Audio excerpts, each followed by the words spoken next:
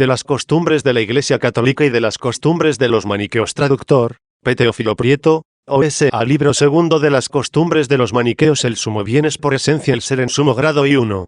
Nadie, pienso yo, dudará que la cuestión del bien y del mal, que es lo que aquí se trata, es objeto de la moral. Ojalá sea tanta la claridad y la serenidad de la vista de la inteligencia de quienes se consagran a la investigación de las cosas, que puedan contemplar de hito en hito aquel sumo bien, nada superior a él en excelencia y sublimidad, al cual se somete el alma racional pura y perfecta. Porque verían también con qué rectitud y justicia se le llama el supremo ser, el primer ser, que es siempre lo mismo, en absoluto idéntico a sí mismo, que es inaccesible a toda corrupción o cambio, que ni está sujeto al tiempo ni puede ser hoy de distinto modo de como era ayer. Este ser es el que verdaderísimamente es, pues significa una esencia subsistente en sí misma inaccesible a toda mutación. Este ser es Dios, el cual no tiene contrario, porque al ser solo se opone el no ser. No existe, pues, ninguna naturaleza contraria a Dios. Pero puesto que para la contemplación de estas cosas llevamos al contrario, el bagaje de una inteligencia llagada y embotada, bien por pueriles opiniones, bien por una perversa voluntad, sacrifiquémonos todo lo posible por alcanzar algún conocimiento de objeto tan elevado, caminando paso a paso, con cautela, no como suelen buscarlo quienes lo contemplan, sino como los que andan en tinieblas, a tientas. ¿Qué es el mal? El mal, dicen con mucha razón los maniqueos, es lo que es contrario a la naturaleza. Pero esta definición destruye su herejía. 2. Es costumbre maniquea el proponer la cuestión del origen del mal a quienes intentan convencer de la verdad de su herejía. Haced, oh maniqueos, esta hipótesis que sea hoy, por ejemplo, la primera vez que caigo yo en vuestras manos, y me atrevo a pediros, con vuestro beneplácito, que pongáis entre paréntesis vuestras convicciones sobre esta cuestión y, como simples ignorantes, unáis vuestros esfuerzos a los míos en la investigación de este gran misterio. Vosotros queréis saber cuál es el origen del mal, y yo, a mi vez, empieza la pregunta sobre su naturaleza. ¿Quién procede en la investigación con más lógica, yo o vosotros? ¿Los que investigan el origen sin saber de qué o los que investigan primero su naturaleza con el fin de no caer en el gran absurdo de investigar el origen de lo desconocido? ¿Es verdaderísimo lo que decís? ¿Quién hay tan ciego que no vea que el mal de una cosa cualquiera es todo lo que es contrario a su naturaleza? ¿Y no caéis en la cuenta de que esta definición destruye vuestra herejía? Ya que ninguna naturaleza es mala, si el mal es contra la naturaleza. Y vuestra doctrina es que el mal es una naturaleza o substancia. Añádase a esto que lo que es contrario a la naturaleza se opone a ella y tiende a su destrucción, tiende a hacer que lo que es no sea más. Porque una naturaleza no puede ser otra cosa que lo que constituye cada ser en su especie. Por consiguiente, y vosotros permitiréis que yo me sirva del término esencia, que viene de ser, o del término substancia, que le reemplaza con frecuencia, términos desconocidos de los antiguos y que reemplazan con el de naturaleza. Por consiguiente, digo yo que el mal, si queréis atender, poniendo entre paréntesis vuestra pertinacia, es lo que ataca la esencia de un ser, lo que tiende a hacer que no exista más. 3. Cuando la Iglesia Católica enseña que Dios es el autor de todas las naturalezas y substancias, los que son capaces de comprender esta verdad concluyen que Dios no es el autor del mal. ¿Cómo es posible que la causa del ser de todo lo que existe sea luego causa del no ser, causa de que pierda su esencia y tienda a la nada? Esto sería a los ojos de todos el mal general. ¿Cómo, pues, es posible que ese vuestro reino del mal, que, según confesión vuestra, es el sumo mal, sea contrario a la naturaleza o substancia, siendo él mismo una naturaleza y una substancia? Si obra contra sí mismo, tiende a destruir su mismo ser, y el día que lo lograra realizaría el sumo mal. Pero eso es irrealizable, porque, además de existir, es eterna. Luego la conclusión es que el sumo mal no es una substancia. 4. ¿Qué hacer en estas circunstancias? Yo sé que hay entre vosotros quienes no pueden en absoluto comprender estas verdades. Conozco a otros, por el contrario, que, debido a su buen ingenio, las entreven, pero, sin embargo, siguen las inspiraciones de su mala voluntad, que les ciega y hace perder el juicio, y lo emplean más bien en proponer objeciones contra ellos, con el mal fin de seducir con facilidad a los torpes y débiles, que en reconocer ellos mismos su invencible verdad. Pero jamás me pesará haberlo escrito, persuadido de que algún día lo leerá alguno de vosotros con juicio sereno y abandonará vuestra herejía, y otros, espíritus rectos, sometidos a Dios y limpios de esta vuestra peste de doctrina, no podrán, después de leído, ser engañados por vuestras palabras. La definición del mal como algo nocivo es también destructiva de la secta maniquea 3. 5. Sigamos con el mayor interés, y, a ser posible, con la mayor claridad, nuestras investigaciones. Vuelvo de nuevo a insistir sobre la naturaleza del mal. Si decís que el mal es lo que causa daño, no contradecís a la verdad. Pero lo que reiteradamente os suplico es que reflexionéis, examinéis y seáis sinceros, y que busquéis la verdad, no con la torcida intención de combatirla, sino con la buena intención de descubrirla. Todo lo que causa daño priva de algún bien a lo que daña, y si no priva de algún bien, no hay daño alguno. ¿Hay algo más evidente, claro y manifiesto, aun a la inteligencia más mediocre, con tal que no sea pertinaz? Sentado esto, las consecuencias que se siguen son incontables. A vuestro reino del mal, que, según creéis, es el sumo mal, nada le puede dañar, porque carece de todo bien. Si hay dos naturalezas, como vosotros lo afirmáis, el reino de la luz y el reino de las tinieblas. Si el reino de la luz es Dios, como confesáis, cuya naturaleza es simple, toda igual en perfección, en este caso es necesario que admitáis una consecuencia contradictoria de vuestro sistema, pero inevitable que esta naturaleza, que no solo admitís, sino que confesáis muy alto ser el sumo bien, es inmutable, impenetrable e inviolable, pues de no ser así no sería el sumo bien, el bien por excelencia. Esta naturaleza es inaccesible a todo daño. Por otro lado, si daño es privación de algún bien, como he mostrado, ¿qué daño se puede causar al reino de las tinieblas, no habiendo allí bien alguno? Luego se sigue que, si no se puede dañar al reino de la luz, porque es inviolable, ¿a quién o a qué dañará lo que llamáis el mal? Diferencia entre el bien por esencia y el bien por participación 4. 6.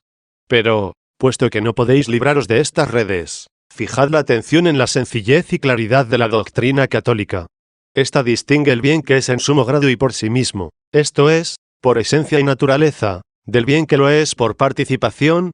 Este recibe el bien que lo constituye del sumo bien, sin mudarse ni perder nada.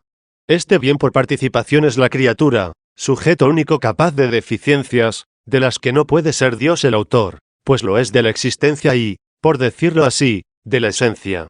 Notemos esta palabra, pues ella sola nos da la clave del enigma del mal, pues, lejos de ser una esencia, es con toda verdad una privación e implica, por lo tanto, una naturaleza a la que puede hacer daño. Esta naturaleza no es el sumo mal, a la que causa daño con la privación de algún bien, ni el sumo bien, puesto que puede ser despojada de algo, y si es buena, no lo es por esencia, sino por participación. Ella no es buena por naturaleza, porque decir creada es decir que tiene de oro toda su bondad.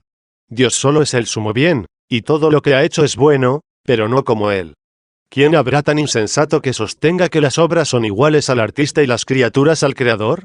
¿No están del todo llenas? ¿O maniqueos? ¿Vuestras exigencias? ¿Queréis algo más claro y explícito todavía? La definición del mal como una corrupción es destructiva de la secta maniquea V7. Vuelvo a insistir por tercera vez sobre la naturaleza del mal. El mal, contestaréis, es la corrupción. ¿Quién podrá negar ser esto el mal en su generalidad? ¿La corrupción no va contra la naturaleza? ¿No es ella la que daña? Pero mi respuesta es que la corrupción no es nada en sí misma. No es una substancia, sino que existe en una substancia a la que afecta. Esta substancia a la que toca la corrupción no es la corrupción, no es el mal, porque una cosa que es atacada por la corrupción es privada de su integridad y de su pureza. Si ella no tuviera pureza alguna de la que pudiera ser privada, no podría, evidentemente, ser corrompida. Y la pureza que ella posee no le puede venir sino de la fuente de toda pureza. Además, lo que se corrompe se pervierte, pero la perversión es privación del orden, y el orden es un bien, y, por consiguiente, lo que ataca a la corrupción no está desprovisto del bien, y precisamente el no estar desprovisto del bien hace posible su privación por la corrupción. De lo que se sigue que si ese vuestro reino de las tinieblas está despojado, como decís, de todo bien, no puede estar sujeto a la corrupción, porque carece de todo lo que ella puede destruir. Seguid todavía, en vuestra audacia, diciendo que Dios y el reino de Dios pueden ser destruidos por la corrupción, cuando os es imposible explicar de ese modo la destrucción del reino de Satanás, como vosotros lo describís. ¿Qué es la corrupción y qué es lo que puede estar sujeto a ella? 8. ¿Qué enseña la luz católica? Lo adivináis sin duda, la verdad. Enseña que solo son corruptibles las sustancias creadas, que la substancia que es el sumo bien es incorruptible, y que la corrupción, que es el sumo mal, no puede ser corruptible, porque no es una substancia. A vuestra pregunta ¿qué es la corrupción? Vosotros mismos veréis la respuesta con solo fijaros en el cambio que hace en lo corruptible, deja marcado su sello en todo lo que toca. Todo objeto herido por ella decae de lo que era y pierde su permanencia y hasta su ser, porque el ser y la permanencia son correlativos. He aquí porque es inmutable en sí mismo el ser que lo es en el más alto y sumo grado. Lo que cambia para ser mejor es porque tendía a la perversión, a la pérdida de su esencia, que no hay que atribuir en modo alguno al autor de la esencia. Algunas cosas cambian para ser mejores, lo que es una tendencia hacia el ser, es un retorno, una conversión, no una perversión o destrucción. Y porque la perversión es destrucción del orden, la tendencia al ser es tendencia al orden, y conseguido el orden, tocan al ser mismo en cuanto lo sufre la capacidad de la criatura. El orden reduce a una cierta unidad lo que organiza. La esencia del ser es la unidad, y en la misma medida que es uno es ser. La obra de la unidad es producir la conveniencia y la concordia, por las que las cosas compuestas tendrán la medida de su ser, mientras que las cosas simples son por sí mismas, pues ellas son la unidad. Las que no lo son imitan esta unidad por la concordia de sus partes, y la medida de su unión es la medida de su ser. Concluyó, pues, que el orden produce el ser, el desorden, al contrario, que se puede llamar también perversión y corrupción, produce el no ser, y, por consiguiente, todo lo que se corrompe tiende, por esto mismo, a no ser más. Por lo que produce la corrupción podéis descubrir el sumo mal, pues este es el término al que la corrupción lleva o conduce. La bondad divina no permite la corrupción de alguna cosa hasta no ser. Diferencia entre el crear y el ordenar 7. 9. La bondad de Dios, sin embargo, no deja que las cosas lleguen a ese extremo, y todas las cosas defectuosas de tal modo las ordena, que las sitúa en el lugar más conveniente mientras por un movimiento ordenado no retornen al principio del que se alejaron. Y así, las almas racionales, en las que es poderosísimo el libre albedrío, si desfallecen, son puestas en los grados inferiores de la creación, según lo exige el orden. Se hacen miserables debido a este juicio de Dios, que fija su lugar según lo merecido. He aquí el porqué de esta admirable sentencia que tanto combatís: yo hago los bienes y creo los males. La palabra crear, aquí significa ordenar, regular, y es por lo que muchos manuscritos dicen, yo hago los bienes y ordeno los males. Hacer es dar el ser a lo que no lo tenía, mientras que ordenar es disponer lo que ya existía de tal manera que llegue a mejorar, que llegue a más alto grado de perfección. Cuando dice Dios, yo ordeno los males, significa que Él dispone las cosas que desfallecen, que tienden a no ser, y no las que ya llegaron a ese extremo. La divina providencia, se ha dicho con verdad, no deja ningún ser que vuelve a la nada. 10. Mi intención es mostraros la puerta de la salud y vuestra desesperación hace perder la esperanza a los ignorantes. La puerta no se abre sino a la buena voluntad, a la que únicamente la divina clemencia da el ósculo de paz, según el canto de los ángeles, gloria a Dios en las alturas y paz en la tierra a los hombres de buena voluntad.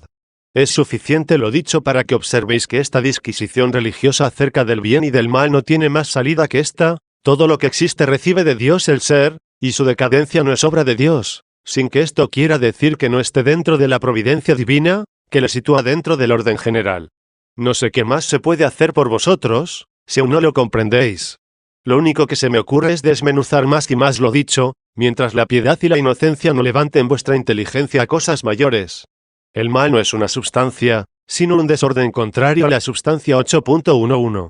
Ya sé yo que a mi pregunta sobre la esencia del mal contestaréis diciendo que el mal es lo contrario a la naturaleza, lo que daña, lo que destruye u otras definiciones parecidas. Pero todas estas contestaciones son la ruina de vuestra doctrina, como ya os lo he demostrado, aunque quizás ahora, como vuestro hábito es hablar puerilidades con los que tenéis por niños, sea vuestra respuesta que el mal es el fuego, el veneno, las fieras y otras cosas semejantes. En una ocasión, a una persona que afirmaba que el mal no es una substancia, uno de los primates de esta herejía le dio esta respuesta: mi mayor satisfacción sería poner en sus manos un escorpión y ver si retiraba o no la mano. Si la retira, es señal, en contra de sus palabras, que el mal es una substancia, si es que no tenía la osadía de negar que este animal lo es, y se expresaba así no en presencia de su adversario, sino delante de nosotros, que espantados se lo referíamos. Con los niños, como he dicho, no hablaba sino puerilidades. ¿Quién no sabe, aunque sea muy poca su instrucción, que estas cosas dañan a la naturaleza cuando se encuentran condiciones contrarias a las suyas, y no perjudican cuando se hallan las mismas condiciones, y con mucha frecuencia son de gran utilidad. Si el veneno de su naturaleza fuera malo, su primera víctima sería el mismo escorpión, pero sucede lo contrario, que si del todo se le quita el veneno, infaliblemente perece. Por lo que se ve ser un mal para su cuerpo perderlo y para el nuestro recibirlo. Un bien para él tenerlo y un bien para nosotros el carecer de él. Luego una misma cosa es buena y mala. No, lo que sucede es que el mal es lo contrario a la naturaleza, así de este animal como de la nuestra. El mal es el desorden, que, lejos de ser una substancia, es el enemigo de toda substancia. ¿Cómo es esto?, diréis. Fijad la atención en sus efectos y lo comprenderéis, con tal que aún haya en vosotros alguna luz interior. El mal lleva al no ser todo lo que destruye, mientras que Dios es el autor de la esencia, y, por lo tanto, no puede existir esencia alguna que arrastre al no ser donde ella estuviere. Allí donde hay orden hay ser, y la causa del desorden es la nada. 12.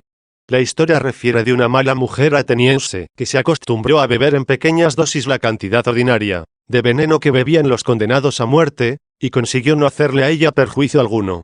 Luego, cuando se la condenó a la misma pena, bebió, como los otros, la misma cantidad, y por la costumbre que tenía de beberla no la mató, lo que se consideró como cosa prodigiosa, y se acabó por desterrarla. Si el veneno es malo por naturaleza, ¿cómo pudo hacer esta mujer que no lo fuera para ella? Hay algo de más absurdo. Lo que sucede es que, siendo el veneno una cierta inconveniencia, logró esta mujer por una costumbre moderada crear una conveniencia entre el veneno y su cuerpo. Pues de otro modo, ¿de qué artificio podría valerse aquella mujer para que lo inconveniente no le causara daño alguno? La razón es porque lo que verdadero y generalmente es malo, lo es siempre y para todos sin excepción. Yo podría citar otros muchos ejemplos. El aceite es saludable a nuestro cuerpo y muy nocivo a los animales de 6 pies. El eléboro puede ser alimento, medicina y hasta veneno. La sal, tomada sin medida, es también un veneno, y, sin embargo, es fuente de muchas ventajas y comodidades para el cuerpo. El agua del mar, como bebida para los animales de la tierra, es nociva. Como baño es útil y muy saludable a muchos, y en ambos casos es la causa del bienestar de los peces. El pan nutre al hombre y causa la muerte al halcón. El cieno mismo, cuyo olor y sabor repugnan y hacen daño, refrescan el estío y es remedio de las heridas producidas por el fuego. ¿Qué hay más despreciable y abyecto que el estiércol y la ceniza? Sin embargo, son tan convenientes para los campos, que los romanos creyeron un deber dar honores divinos a su inventor, Estercucio, de quien recibió también el nombre. 13. Pero, ¿qué necesidad hay de reunir detalles, que serían interminables? No es útil a la naturaleza el uso conveniente de los 4 elementos, y en extremo nocivo su uso inconveniente. El aire nos vivifica. Sepultados bajo tierra o sumergidos en el agua, perecemos. Y un gran número de animales, el contrario, viven arrastrándose bajo la arena o tierra ligera, y los peces, puestos al aire, mueren. El fuego destruye nuestros cuerpos, mientras que su uso conveniente nos libra del frío y aleja de nosotros multitud de enfermedades. Este mismo sol al que adoráis de rodillas, y que es lo más hermoso de las cosas visibles, ¿no fortalece la vista de las águilas, mientras a la nuestra la hiera y deslumbra? ¿No es la costumbre la que hace que aun nosotros mismos lleguemos a mirarle de hito en hito sin molestia alguna? ¿No os parece bien su comparación con el veneno, que el hábito hizo inofensivo a aquella célebre mujer ateniense? Un poco de atención y de reflexión basta para ver que si una sustancia es mala por la sola razón de ser nociva a alguien o a alguna cosa, también merece la misma calificación esta hermosa luz ante la que os postráis. Es mejor que digáis que esta inconveniencia en virtud de la cual un rayo de sol puede deslumbrar nuestra vista, aunque para ella no haya cosa más agradable que la luz, es el carácter propio del mal en su generalidad. Inconsistencia de las fábulas de los maniqueos acerca de los bienes y de los males. 9. 14. Mi intención, en esta tan molesta y minuciosa enumeración de detalles, no es otra que lograr, si es posible, desaparezca esa vuestra irracional costumbre de decir, el mal es la tierra en toda su profundidad y en toda su extensión, o un espíritu errante sobre la tierra, o los 5 antros de los elementos, el de las tinieblas, el de las aguas, el de los vientos, el del fuego y el del humo, o los animales nacidos en cada uno de estos elementos, las serpientes en las tinieblas, los peces en las aguas, los pájaros en el aire, los cuadrúpedos en el fuego y los bípedos en el humo. Estos seres, tal y como vosotros los describís, no podrán existir, ya que todo lo que existe ha sido, como tal, creado necesariamente por el Dios Supremo y, en la medida de su ser, es bueno. Sí, pues, el dolor y la flaqueza son un mal, allá en el mundo de vuestra fantasía existen animales de tanta fuerza y vigor, que hasta os atrevéis a decir que sus mismos abortos, después de haber contribuido a la fábrica del mundo cayendo del cielo a la tierra, no pudieron morir. Si ser ciegos y sordos es un mal, esa vuestra raza de animales veía y oía. Si la mudez es un mal, ella poseía un lenguaje tan articulado, distinto y claro, que hasta uno de ellos pronunció contra Dios un discurso con agrado de todos en una gran asamblea. Si la esterilidad y el destierro son un mal, allí hay una gran fecundidad y, además, viven en tierra y regiones propias. Si la servidumbre y la muerte son también un mal, allí hay reyes, y viven una vida tal que, según vuestras palabras, ni después de la victoria de Dios puede el espíritu morir. 15. ¿Podéis decirme ahora la causa de que en el sumo mal descubra tanto bien, opuesto al mal de que he hablado? ¿O si estos no son males? ¿Lo será una sustancia en cuanto tal? Si ni la flaqueza ni la ceguera son un mal, ¿lo serán un cuerpo débil y las tinieblas? Si ni la sordera, ni la mudez, ni la esterilidad son un mal, ¿lo serán los sordos, y mudos, y estériles? Si ni el destierro, ni la servidumbre, ni a muerte son un mal, ¿lo serán los animales que andan errantes o envía a alguien al destierro, los que sirven o alguien les fuerza al servicio, los mortales o que les infiere a alguien la muerte? Pero si todas estas cosas son los males, no lo serán la fuerza corporal, ni la vista, ni el oído, ni la palabra que persuade, ni la fecundidad, ni el suelo patrio, ni la libertad, ni la vida, bienes que existen en vuestro reino del mal, y todavía tenéis la osadía de llamarlo sumo mal. 16. En fin, si el mal es la inconveniencia, nadie lo negó jamás. ¿Qué más conveniente y adaptable que estos elementos a los animales que allí viven, como son las tinieblas para las serpientes, el agua para los peces, el aire para las aves, el fuego para los cuadrúpedos y el humo para los bípedos? ¿Cuánta concordia establecéis en el reino mismo de la discordia y cuánto orden en la sede misma del desorden? El mal es lo que es nocivo, se dijo ya antes. No repito el gran principio de que el daño no se da donde no hay bien alguno. Pero si este principio os parece obscuro, al menos es muy claro y manifiesto a todos que el mal es lo que daña, y en ese vuestro reino, el humo no era nocivo a los animales bípedos, sino que, al contrario, él los engendró, crió y alimentó, sin ser obstáculo a su nacimiento, desarrollo y dominio. Ahora, sin embargo, como consecuencia de su mezcla con el mal, se ha vuelto tan nocivo, que no le podemos soportar nosotros, que somos bípedos, y nos ciega, oprime y mata. ¿Cómo se explica que tan fiera inhumanidad tenga su origen de la mezcla del bien con los elementos malos y que haya tanto desorden en el reino mismo de Dios? 17. ¿Cómo se explica, sobre todo, la visión en las demás cosas de esta conveniencia, que sedujo al autor de vuestra secta y le llevó a urdir tantas fábulas mentirosas? ¿Cuál es, digo yo, el porqué de la conveniencia entre las tinieblas y las serpientes, entre el agua y los peces y entre el aire y las aves? ¿Por qué, sin embargo, el fuego abrasa a los cuadrúpedos y el humo nos ahoga? ¿Cuál es la explicación de la perspicacia de la vista de las serpientes, y de que el sol les cause tanto bienestar, y de que haya más donde el aire es más puro, claro y sereno? ¿Hay algo más absurdo que el que estos habitantes, estas almas de las tinieblas, en ninguna parte se hallen tan a gusto y mejor que donde se goza de los resplandores de la luz? Y si decís que es el calor lo que les atrae, entonces hubiera sido mucho más conveniente nacer las ágiles serpientes en el fuego que el pesado asno. Y, sin embargo, ¿quién no sabe lo amigo que es de esta luz el áspid, cuyos ojos son comparables a los del águila? Pero dejemos esta discusión sobre las bestias y pongamos la atención, os lo ruego, en nosotros mismos, sin tan obstinada pertinacia y vacío el espíritu de tan vanas y perniciosas fábulas.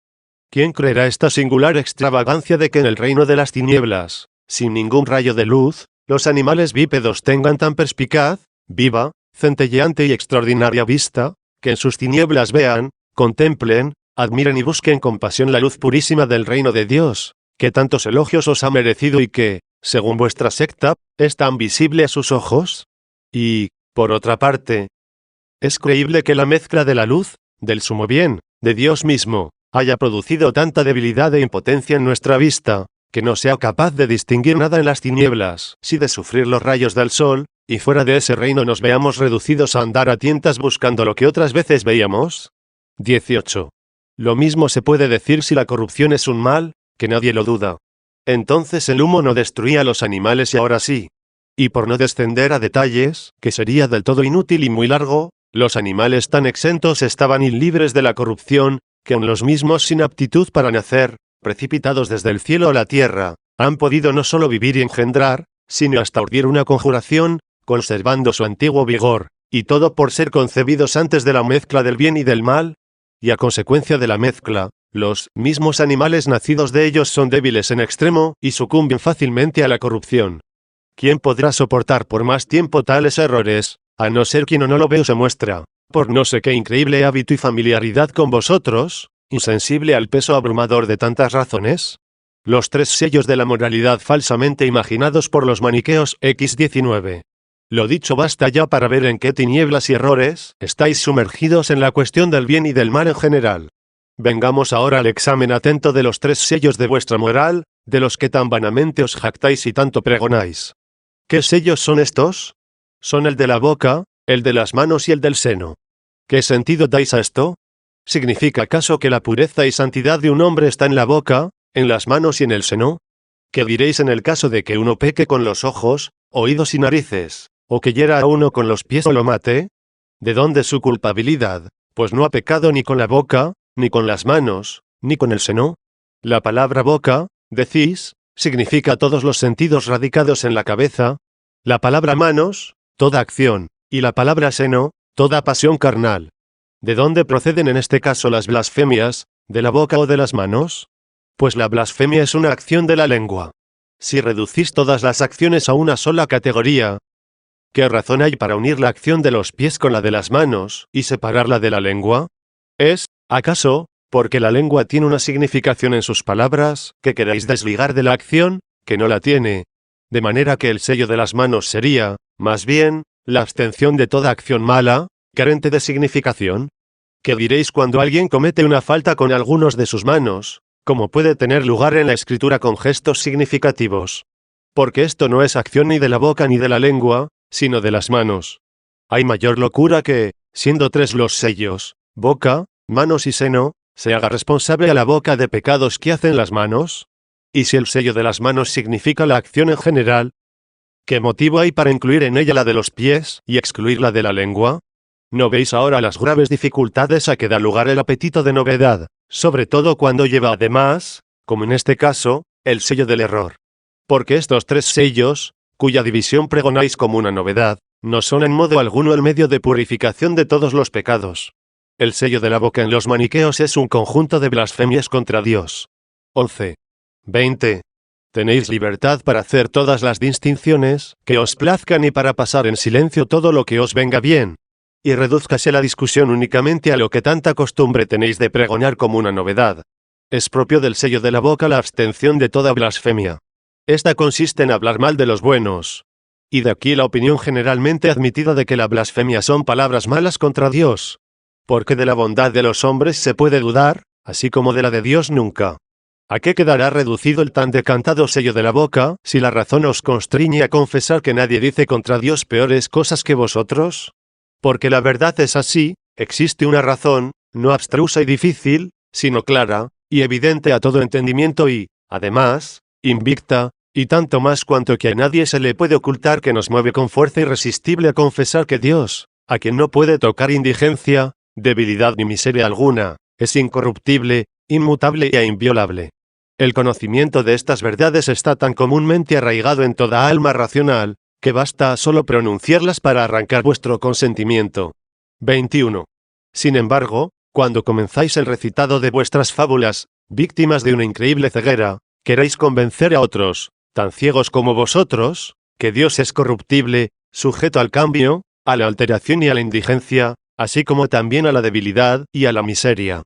Pero esto es muy poco todavía. Dios, según vosotros, además de ser corruptible, es ya una cosa corrupta, y no solo sujeto al cambio, sino que está ya del todo cambiado.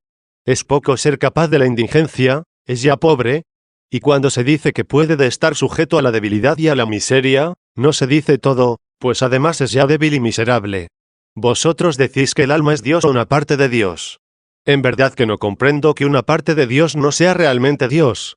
Cuando es cierto que una parte de oro, de plata o de piedra es también oro, y plata, y piedra, y si nos fijamos en cosas de mayor extensión, sucede lo mismo. Una parte de tierra, de aire, lo mismo que de fuego o de luz, es igualmente tierra, y agua, y aire, y fuego, y luz. Según esto, no veo cuál sea la razón de no ser Dios una parte suya. ¿Acaso porque la organización de la forma divina es como la del hombre y los demás animales? Pues es verdad que una parte del hombre no es hombre. 22. Hagamos separadamente un análisis de cada una de estas opiniones. En la hipótesis de que Dios sea como la luz, se seguirá, sin poderlo rehusar, que una parte de Dios es Dios. Ahora bien, cuando decís que el alma es una parte de Dios, no podéis excluir de ella, del alma, la corrupción, dada su estulticia y necedad, ni el cambio, puesto que ha dejado de ser sabia, y menos la profanación, ya que carece de la perfección propia, ni tampoco la indigencia, pues se la ve pedir auxilio, ni la debilidad y miseria, porque necesita remedio y tiene ardorosos deseos de felicidad. Todo este cúmulo de defectos, como consecuencia necesaria de vuestro sacrílego modo de pensar, alcanza la misma substancia de Dios. Si, por el contrario, no reconocéis estos defectos en el alma, en esta hipótesis, no se necesita del Espíritu Santo para enseñar la verdad a la que ya es sabia, ni que se rejuvenezca por la verdadera religión la que no está envejecida. Tampoco son necesarios vuestros sellos para perfeccionar a la que ya es perfecta. Son vanos también los auxilios divinos, puesto que no hay en ella indigencia alguna. Ni Cristo mismo será médico de la que ya goza de perfecta salud. Y, finalmente, la misma promesa de una vida feliz es una cosa vana cuando ya se disfruta de la felicidad. ¿Qué sentido tiene entonces llamarse Cristo en el Evangelio el libertador, cuando dice, si el Hijo os diere la libertad, seréis verdaderamente libres? 1. ¿Por qué? San Pablo ha dicho también, vosotros, hermanos, sois llamados a la verdadera libertad. 2. No se sigue de aquí que es esclava el alma, pues aún no ha conseguido la verdadera libertad. Y como, según vosotros, una parte de Dios es Dios, aun a él mismo le llega la corrupción de la incipiencia, el cambio y la alteración, con la pérdida de su perfección, la debilidad de las enfermedades, y todo género de miserias, y una infamante esclavitud. 23. Si no admitís que una parte de Dios es Dios, no puede seguir siendo Dios incorruptible, inmutable e inviolable, cuando una de sus partes es afectada de la corrupción, del cambio o de la imperfección. Ni sumamente rico, pues hace todas las diligencias posibles, porque se le restituye su parte. Tampoco disfruta de la perfecta salud, ni de la felicidad, ni de la libertad, puesto que una de sus partes es débil, miserable y sujeta a la servidumbre. Aquí tenéis las consecuencias que necesariamente entraña vuestra afirmación de que el alma, oprimida del peso de tantas miserias, es una parte de Dios.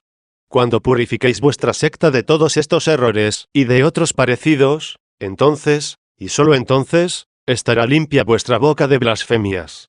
Esto sería, ciertamente, abandonar vuestra secta, pues no es maniqueo quien no cree ni repite lo que vuestro jefe dejó escrito. 24. La condición para estar limpios de blasfemias es la fe, o la inteligencia de que Dios es el absoluto y sumo bien superior en excelencia a todo lo que puede existir en la realidad, o en el pensamiento. La razón de los números es irresistible a toda alteración o violación, y no hay naturaleza alguna extraña que pueda hacer que el número que sigue al 1 no sea doble. Estas leyes son inmutables, y aún tenéis la osadía de afirmar que Dios no lo es. Esta ley guarda inviolablemente su pureza, y os resistís a reconocer al menos algo igual en Dios. ¿Podrá realizar ese vuestro reino de las tinieblas la división en dos partes iguales del inteligible número 3, cuya unidad es tal, que no puede ser fraccionada? B. Sin duda, vuestra inteligencia que no hay odio que pueda llegar a tanto. ¿Cómo, pues, podrá este mismo odio infringir la ley de la divinidad? ¿Y si esto no se puede lograr? ¿Cuál fue la necesidad de la mezcla de una de sus partes con el mal y de su precipitación en tantas miserias? Los maniqueos no hayan salida o subterfugio alguno. 12. 25. De aquí nació lo que, aun estando muy atentos a lo que oíamos, nos ponía en graves aprietos. No veíamos salida alguna cuando se trataba de saber qué haría a Dios el reino de las tinieblas si se resistía al combate, debido a la gran miseria de una de sus partes. Porque, en el caso en que no pudiera ese reino de las tinieblas dañar o alterar en nada la paz de Dios, nos dolía sobremanera la despiadada crueldad con que se nos trataba, metiéndonos en tantas calamidades. Y en el caso contrario, en que pudieran dañar en algo o alterar su paz, se seguiría no ser incorruptible, Rómulo exige la naturaleza de Dios. Hubo quien dijo que Dios no quiso sustraerse al mal ni impedido en él, sino que, debido a su bondad natural, había querido poner orden en ese reino de las tinieblas, inquieto y perverso. No se lee esto en los libros de los maniqueos. Lo que sí se indica allí muchísimas veces, y se dice muy alto, es que Dios tomó todas las precauciones para impedir la invasión de sus enemigos. Pero demos por verdadero el pensamiento de este orador, que no tenía otra cosa que replicar. ¿Deja acaso Dios en este caso de ser cruel o débil? Porque esta bondad para con ese reino contrario es una verdadera ruina para sus amigos. Añádase a esto que, si su naturaleza no puede estar sujeta a la corrupción y al cambio, tampoco la nuestra la alteraría o afectaría mal alguno, y, además, podría poner orden en el reino enemigo sin la perversión de nuestra naturaleza. 26. Pero aún me faltaba por decir lo que recientemente oí en Cartago. Se lo oí a un hombre que deseó con la mayor ansia verlo libre de esta secta, y que estaba en esta cuestión con las mismas angustias y dificultades, el cual se atrevió a decir que el reino de Dios tenía fronteras, que podían invadir sus enemigos, pero que Dios de ningún modo podía ser violado. Esta opinión jamás se hubiera arriesgado a emitirla vuestro doctor, porque vería, sin duda, entrañada en ella, mejor que en cualquiera otra, la ruina de su secta. Y así es en realidad de verdad. Pues si alguien aun de inteligencia mediocre oyera que en aquella naturaleza existe algo violable y algo inviolable, comprendería con facilidad que existen tres naturalezas, una violable, otra inviolable y una tercera que produce la violación o naturaleza violadora. Para emitir un juicio acerca de la abstinencia maniquea hay que tener en cuenta no tanto lo que se hace cuanto la intención con que se hace. 13. 27. Pero estas blasfemias, que, salidas del corazón, están siempre en vuestros labios, os prohíben seguir pregonando a todo viento vuestro sello de la boca, para seducir a gente sencilla e ignorante. Aunque puede ser que sigáis creyendo que su grandeza y belleza consiste únicamente en la abstención de carnes y de vino. En este caso falta saber con qué fin lo hacéis. Pues si el fin a que referimos nuestras acciones, es decir, en vista del cual obramos, es no solo sin mancha de pecado, sino, además, laudable, nuestras acciones seguirán la misma suerte y serán merecedoras de alabanza. Pero si, por el contrario, el fin que contemplamos y miramos cuando hacemos algo es con razón y justicia digno de reprensión, no habrá nadie que no repruebe y censure aun lo mismo que hacemos. 28. De Catilina se dice que podía soportar el frío, el hambre y la sed. Este hombre puerco y sacrílego tenía esto de común con nuestros apóstoles. ¿En qué se diferencia este parricida de ellos, sino en la diversísima intención que tenía? Él sufría todo esto con el fin torcido de saciar sus más inmoderadas e inhumanas pasiones, mientras que los apóstoles tenían la sanísima intención de dominadas y someterlas al imperio de la razón. Vosotros mismos, cuando se elogia al gran número de almas católicas que son vírgenes, tenéis la perversa costumbre de decir, también la mula es virgen. Esta insensata respuesta, debida a la ignorancia de la doctrina católica, no significa, sin embargo, lo inútil de la continencia si no se refiere por una razón determinada a un fin rectísimo. ¿No pueden los católicos hacer también comparación entre vuestra abstinencia de vino y carnes, y la de los jumentos, la de muchos pájaros y la de innumerables especies de gusanos? Pero, para no caer en vuestra insensatez, me abstendré de juzgar precipitadamente hasta examinar con qué intención lo hacéis, ya que es común entre nosotros mirar únicamente a la intención en esta clase de costumbres. Si es por moderación y para refrenar vuestras pasiones, que os abstenéis de tales alimentos y bebidas, que nos deleitan y satisfacen, os escucho con gusto y os apruebo y alabo. Pero no es así. 29. ¿Se puede hacer la hipótesis posible de la existencia de un hombre tan parco y sobrio, que, con el fin de dominar el apetito de comer y de beber, solo haga una comida al día y en la cena, unas pocas verduras cocidas y aderezadas con una miaja de tocino, 2 o 3 sorbos de vino para humedecer la boca, y así diariamente? Hágase ahora, al lado de la anterior hipótesis, otra también posible, de otro hombre a quien, sin probar el vino ni la carne, se le sirve en la comida toda clase de frutos, los más exquisitos y peregrinos, y bien espolvoreada con toda clase de especias, y en la cena lo mismo. Y junto con todo eso saborea bebidas variadas y finas, como agua dulcificada con miel, mosto cocido, jugos de frutas variadas, muy parecidos al vino, pero superiores en suavidad y finura, y sin medida y sin necesidad, sino por puro placer, y esto no un día ni dos, sino todos los días. ¿Quién de estos dos hombres, en cuanto a la comida y bebida se refiere, juzgáis hace vida de más continencia? No os creo tan ciegos que no deis preferencia al que come y bebe poco o con sobriedad, sobre el derrochador y tragón. 30. Ese es, al menos, el canto de la verdad, aunque vuestro error cante muy de otra manera. Si el santo o elegido que se gloria de los 3 sellos hiciera la vida del último que acabo de describir, ¿acaso tuviera la censura de uno o dos de los más graves y serios? Pero no se le podría condenar como violador del sello.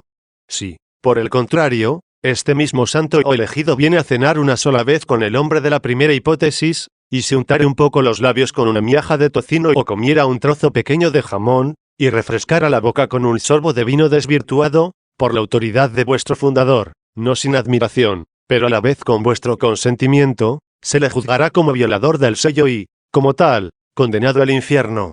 Oh, os lo pido con el mayor interés, abandonad vuestro error, oíd a la razón, resistid un poco al hábito o costumbre.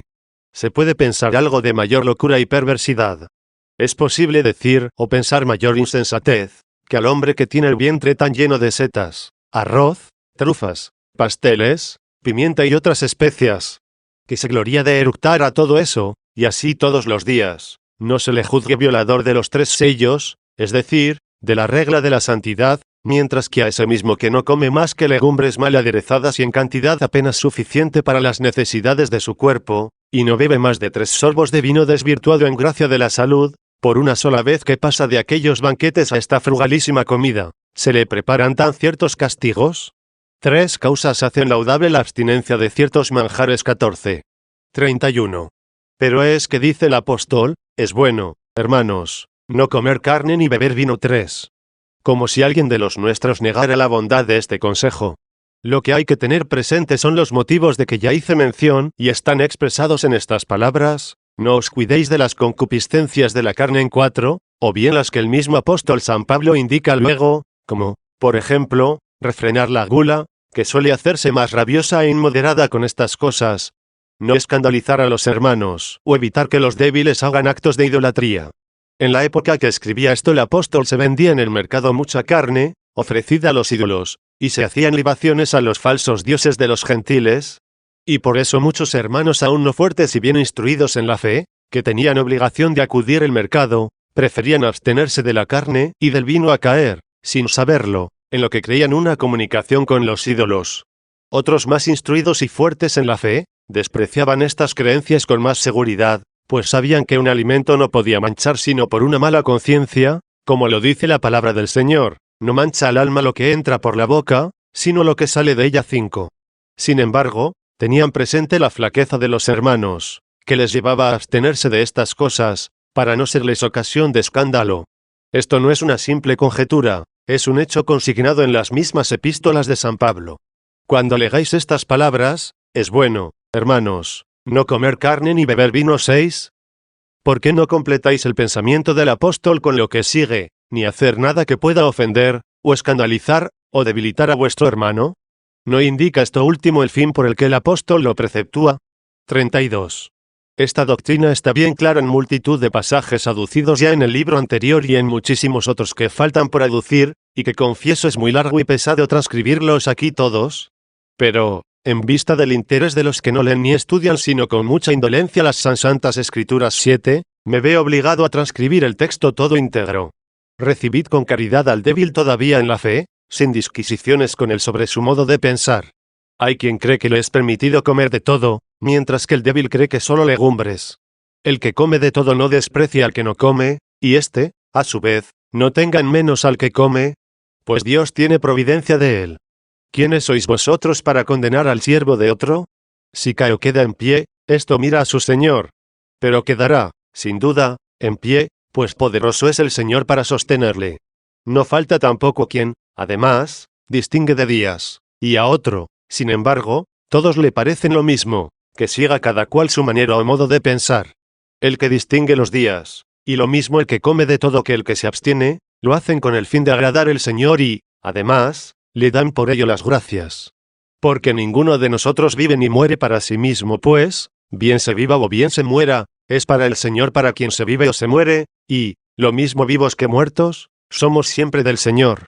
Jesucristo vivió, murió y resucitó para ejercer su soberano dominio sobre los vivos y los muertos. ¿A qué viene, pues, condenar y tener en menos a tu hermano?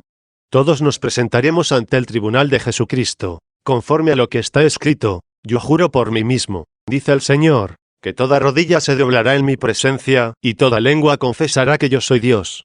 Cada uno, según esto, dará cuenta a Dios de sí mismo. No nos juzguemos, pues, los unos a los otros, sino mirad más bien que no debéis dar ocasión a vuestro hermano de caída o de escándalo. Yo sé, y estoy persuadido, que, según la doctrina del Señor, nada hay impuro en sí mismo, sino solamente para quien lo juzga o lo cree así. Pero sabed que si con la comida de alguna cosa causáis tristeza a vuestro hermano, no camináis según la ley de la caridad. No haga perecer el alimento a vuestro hermano, por el que Cristo dio su vida. No seáis ocasión de que se blasfeme del bien que gozamos. El reino de Dios no es comida ni bebida, sino paz, justicia y gozo en el Espíritu Santo. El que en esto sirve a Cristo, agrada a Dios y es aprobado de los hombres. Busquemos, pues, lo que conserva la paz y lo que edifica a todos. No quieras por los alimentos destruir la obra de Dios. Todos los alimentos, es verdad, son puros, pero es malo comerlos con escándalo. Es bueno no comer, ni beber, ni hacer lo que hiera, escandalice o debilite a tu hermano. Tienes una fe clara. Guárdala en tu corazón a los ojos de Dios. Feliz el que no se condena a sí mismo en lo que aprueba.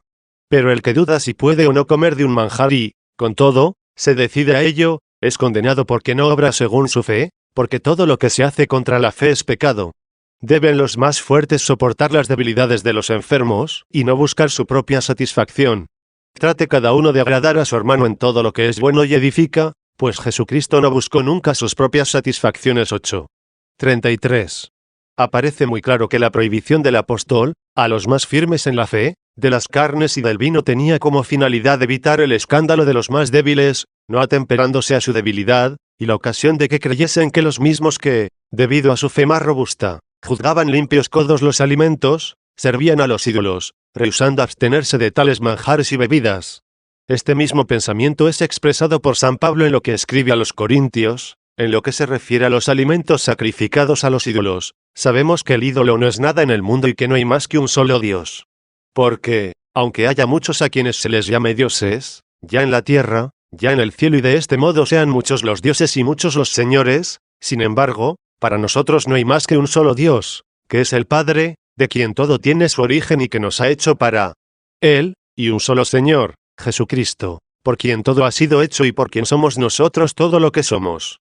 Pero no hay ciencia en todos, pues muchos, creyendo que los ídolos son algo, comen de los manjares a ellos sacrificados, y su conciencia como débil que es, se mancha con ellos.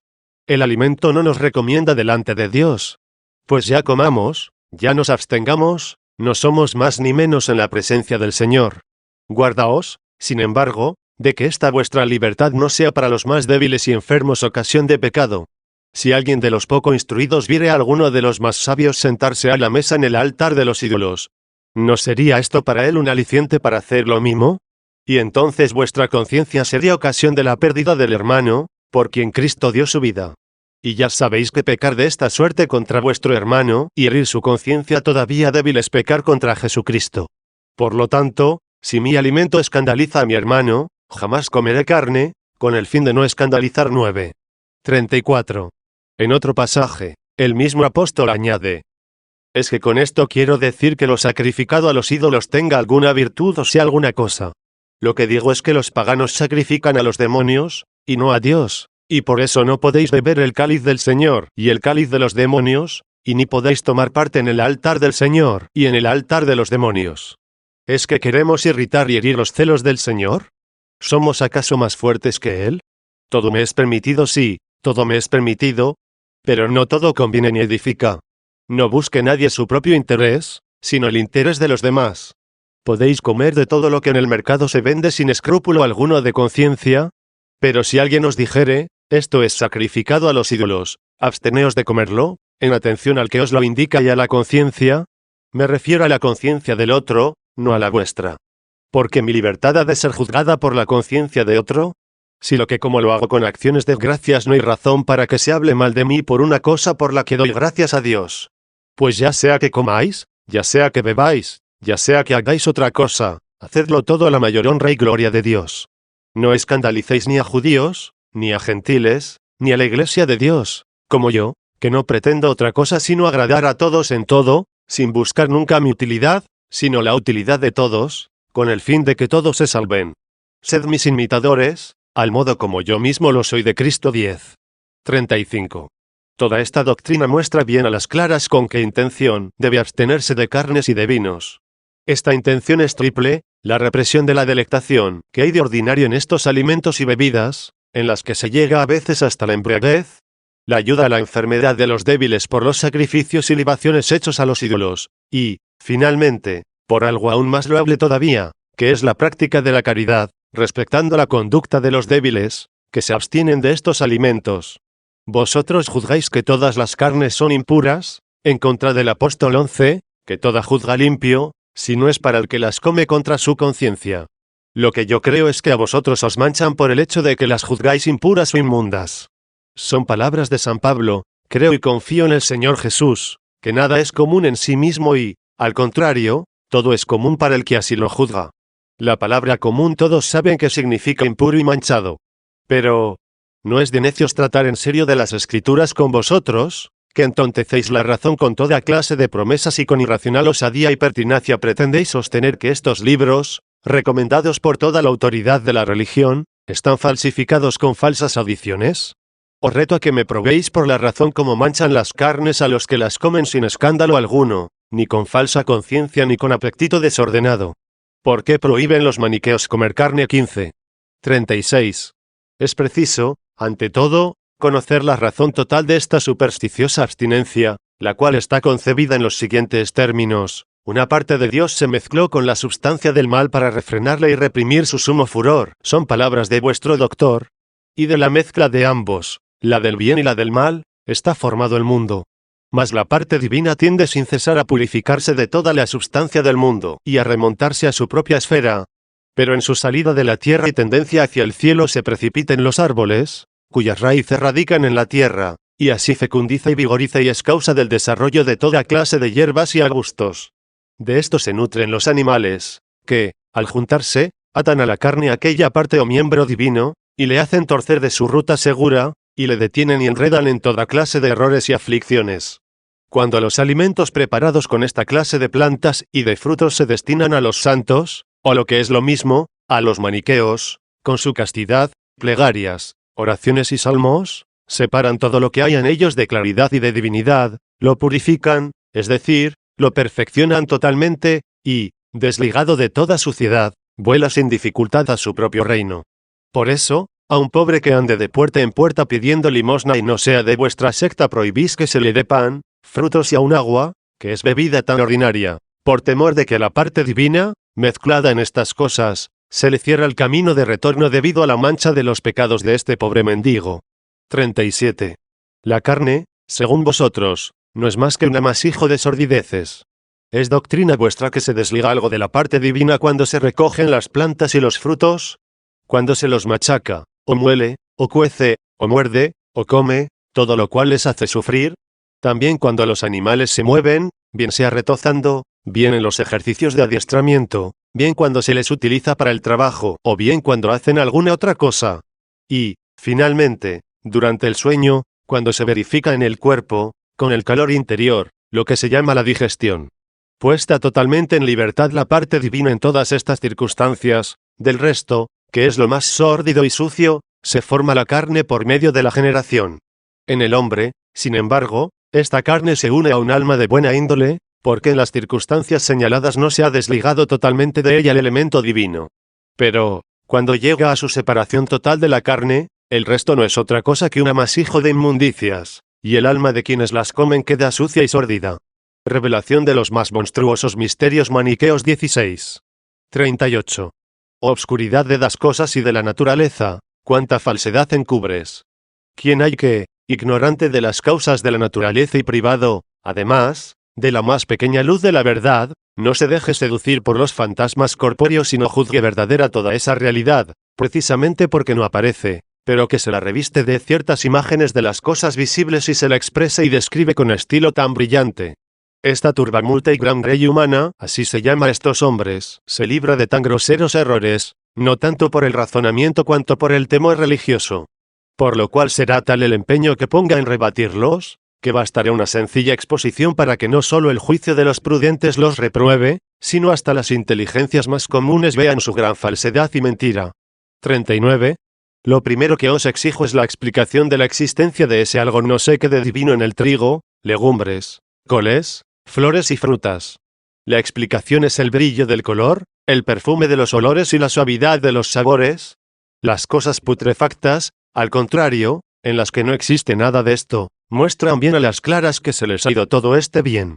No os da siquiera vergüenza la afirmación de que la nariz y el paladar sean medios adecuados para conocer a Dios. Pero dejemos eso, os hablaré en latín, aunque, como suele decirse, sea mucho para vosotros. Es asequible a toda inteligencia que, si el color es signo de la presencia del bien en los cuerpos, ¿no es verdad que el estiércol de los animales, que es la inmundicia de la misma carne, muestra distintos colores, como, por ejemplo, el blanco, el rojo y otros más que en las flores y frutos miráis como testigos de la presencia y de la unión de Dios mismo? ¿Por qué el color rojo de la rosa es signo de la abundancia del bien y no lo es el color rojo de la sangre? ¿Cuál es la explicación de que os gane las simpatías el color de la violeta y ese mismo color os cause desprecio en los biliosos, ictéricos y en las deyecciones de los niños? Es razonable ver en la nitidez y brillo del aceite una señal de abundancia de la mezcla del bien, y os servís de ello para la limpieza del vientre y de las fauces, y os asusta tocar con los labios un color muy parecido que destilan las carnes grasas. ¿Por qué miráis como salido de los tesoros de Dios al melón, y no pensáis lo mismo del tocino rancio de un jamón, o de la yema de un huevo? ¿Cuál es la razón de que la blancura de las lechugas os hable de Dios y la de la leche no os diga lo mismo? Sigo hablando todavía de los colores, que, a la verdad, si los contemplamos en un prado esmaltado de flores, no son tan hermosos como en las plumas de un pavo real, aun haciendo de la generación y de la carne. 40. ¿Os muestra también el olor la presencia del bien? Pues sabed que la carne de ciertos animales sirve para hacer perfumes de la mayor suavidad y delicadeza, y que los alimentos cocidos con carne, aunque no sea de la mejor calidad, exhalan un olor mucho más agradable que si se cuecen solos. Juzgáis, finalmente, de la pureza de las cosas por la suavidad del olor. Luego debéis comer con más avidez el lodo que beber el agua de una cisterna. Porque la tierra seca, rociada, regala al olfato de una manera muy peregrina y desprende un olor mucho más agradable que el agua de lluvia simplemente. ¿Es signo de la presencia de la divinidad en los cuerpos el sabor? Estoy entonces de acuerdo con vosotros en que esa porción divina se manifiesta más en los dátiles y en la miel que en la carne de cerdo, más en esta carne que en las habas, y en los higos más que en el hígado del cerdo con ellos cebado. Pero también tenéis que concederme que abunda más lo divino en este hígado que en el animal. ¿Qué diréis si este razonamiento os obliga a confesar que hay raíces más puras que la carne, no distinguiéndose nada ambas cosas en la participación de lo divino si el sabor es señal de su presencia? Las mismas legumbres son más sabrosas cocidas con carne. Las hierbas que comen los animales para su alimento, y no se pueden probar, convertidas en jugo de leche, revisten un color más bello y su sabor es muy agradable. 41. ¿Es que pensáis, acaso, que donde se unen estos tres bienes a la vez, el color, sabor y olor, allí existe más abundante el bien? Cese entonces ya vuestra admiración y elogios de las flores, pues que, a juicio del paladar, no se pueden soportar. Ni podéis siquiera preferir la verdolaga a la carne, que cocida la supera en el color, olor y sabor. El cochinillo asado, en esta disertación sobre el bien y el mal se me obliga a buscar argumentos, más que en los autores y escritores, en los alimentos y en el modo de prepararlos. El cochinillo asado, repito, presenta un color blanco, un olor muy suave y un gusto delicioso. Esto es para vosotros la señal más perfecta de la presencia de la divinidad. Este triple testimonio os convida, solicita con fuerza y atrae a que lo purifiquéis con vuestra santidad. Arremeted, pues, con él. ¿Qué fuerza os sujeta? ¿Qué se os ocurre oponer a esta conclusión? Si se fija la atención en el color solamente, se ve que el de las deyecciones de un infante o niño de teta supera al de las lentejas. Si en el olor, el de una albondiguilla asada es superior al del higo, por otra parte tan dulce y tan verde. Si en el sabor, el de un cabrito asado es mucho más sabroso que la hierba que come. Y, finalmente, existe una carne en la que se unen o juntan estas tres señales. ¿Queréis todavía más? ¿Se os ocurre alguna contestación? Os manchará la comida de tan delicados manjares, y estas monstruosidades que con tanta pertinacia sostenéis dejarán intactas vuestra limpieza e inocencia. Por otra parte, vuestra secta prefiere, sin duda, un rayo de este sol que nos alumbra todas las carnes y frutas, no por el olor y el sabor de que carece, sino precisa y únicamente porque supera a los demás cuerpos por la excelencia de su brillantísimo resplandor. ¿Por qué no veis en esto mismo la fuerza irresistible que os exhorta y obliga a preferir el brillo del color a los demás signos de la mezcla de lo divino? 42. He aquí cómo se os han cerrado todas las salidas, hasta el punto de que os veis en la necesidad ineludible de confesar que hay más de lo divino en la sangre y restos de animales fétidos, pero brillantemente coloreados, que se echan en las alcantarillas, que en las pálidas hojas de la oliva. Ya sé que contestaréis a esto, como soléis siempre, diciendo que las hojas de la oliva, cuando se queman, echan una llama que muestra la presencia de la luz, mientras que no sucede esto con las carnes entregadas al fuego. ¿Qué diréis en el caso de la grasa, que casi todos los italianos la utilizan para alimentar sus lámparas? ¿Qué pensáis del estiércol del buey? Es en verdad más sucio que su carne, y, sin embargo, cuando está bien seco, los campesinos se sirven de él para el fogón. Y se dice de él que nada hay más combustible y que su humo es de las cosas más saludables. ¿Por qué, si el brillo y resplandor son signos que revelan la presencia de una parte de la divinidad, no la purificáis, manifestáis y dais libertad vosotros mismos?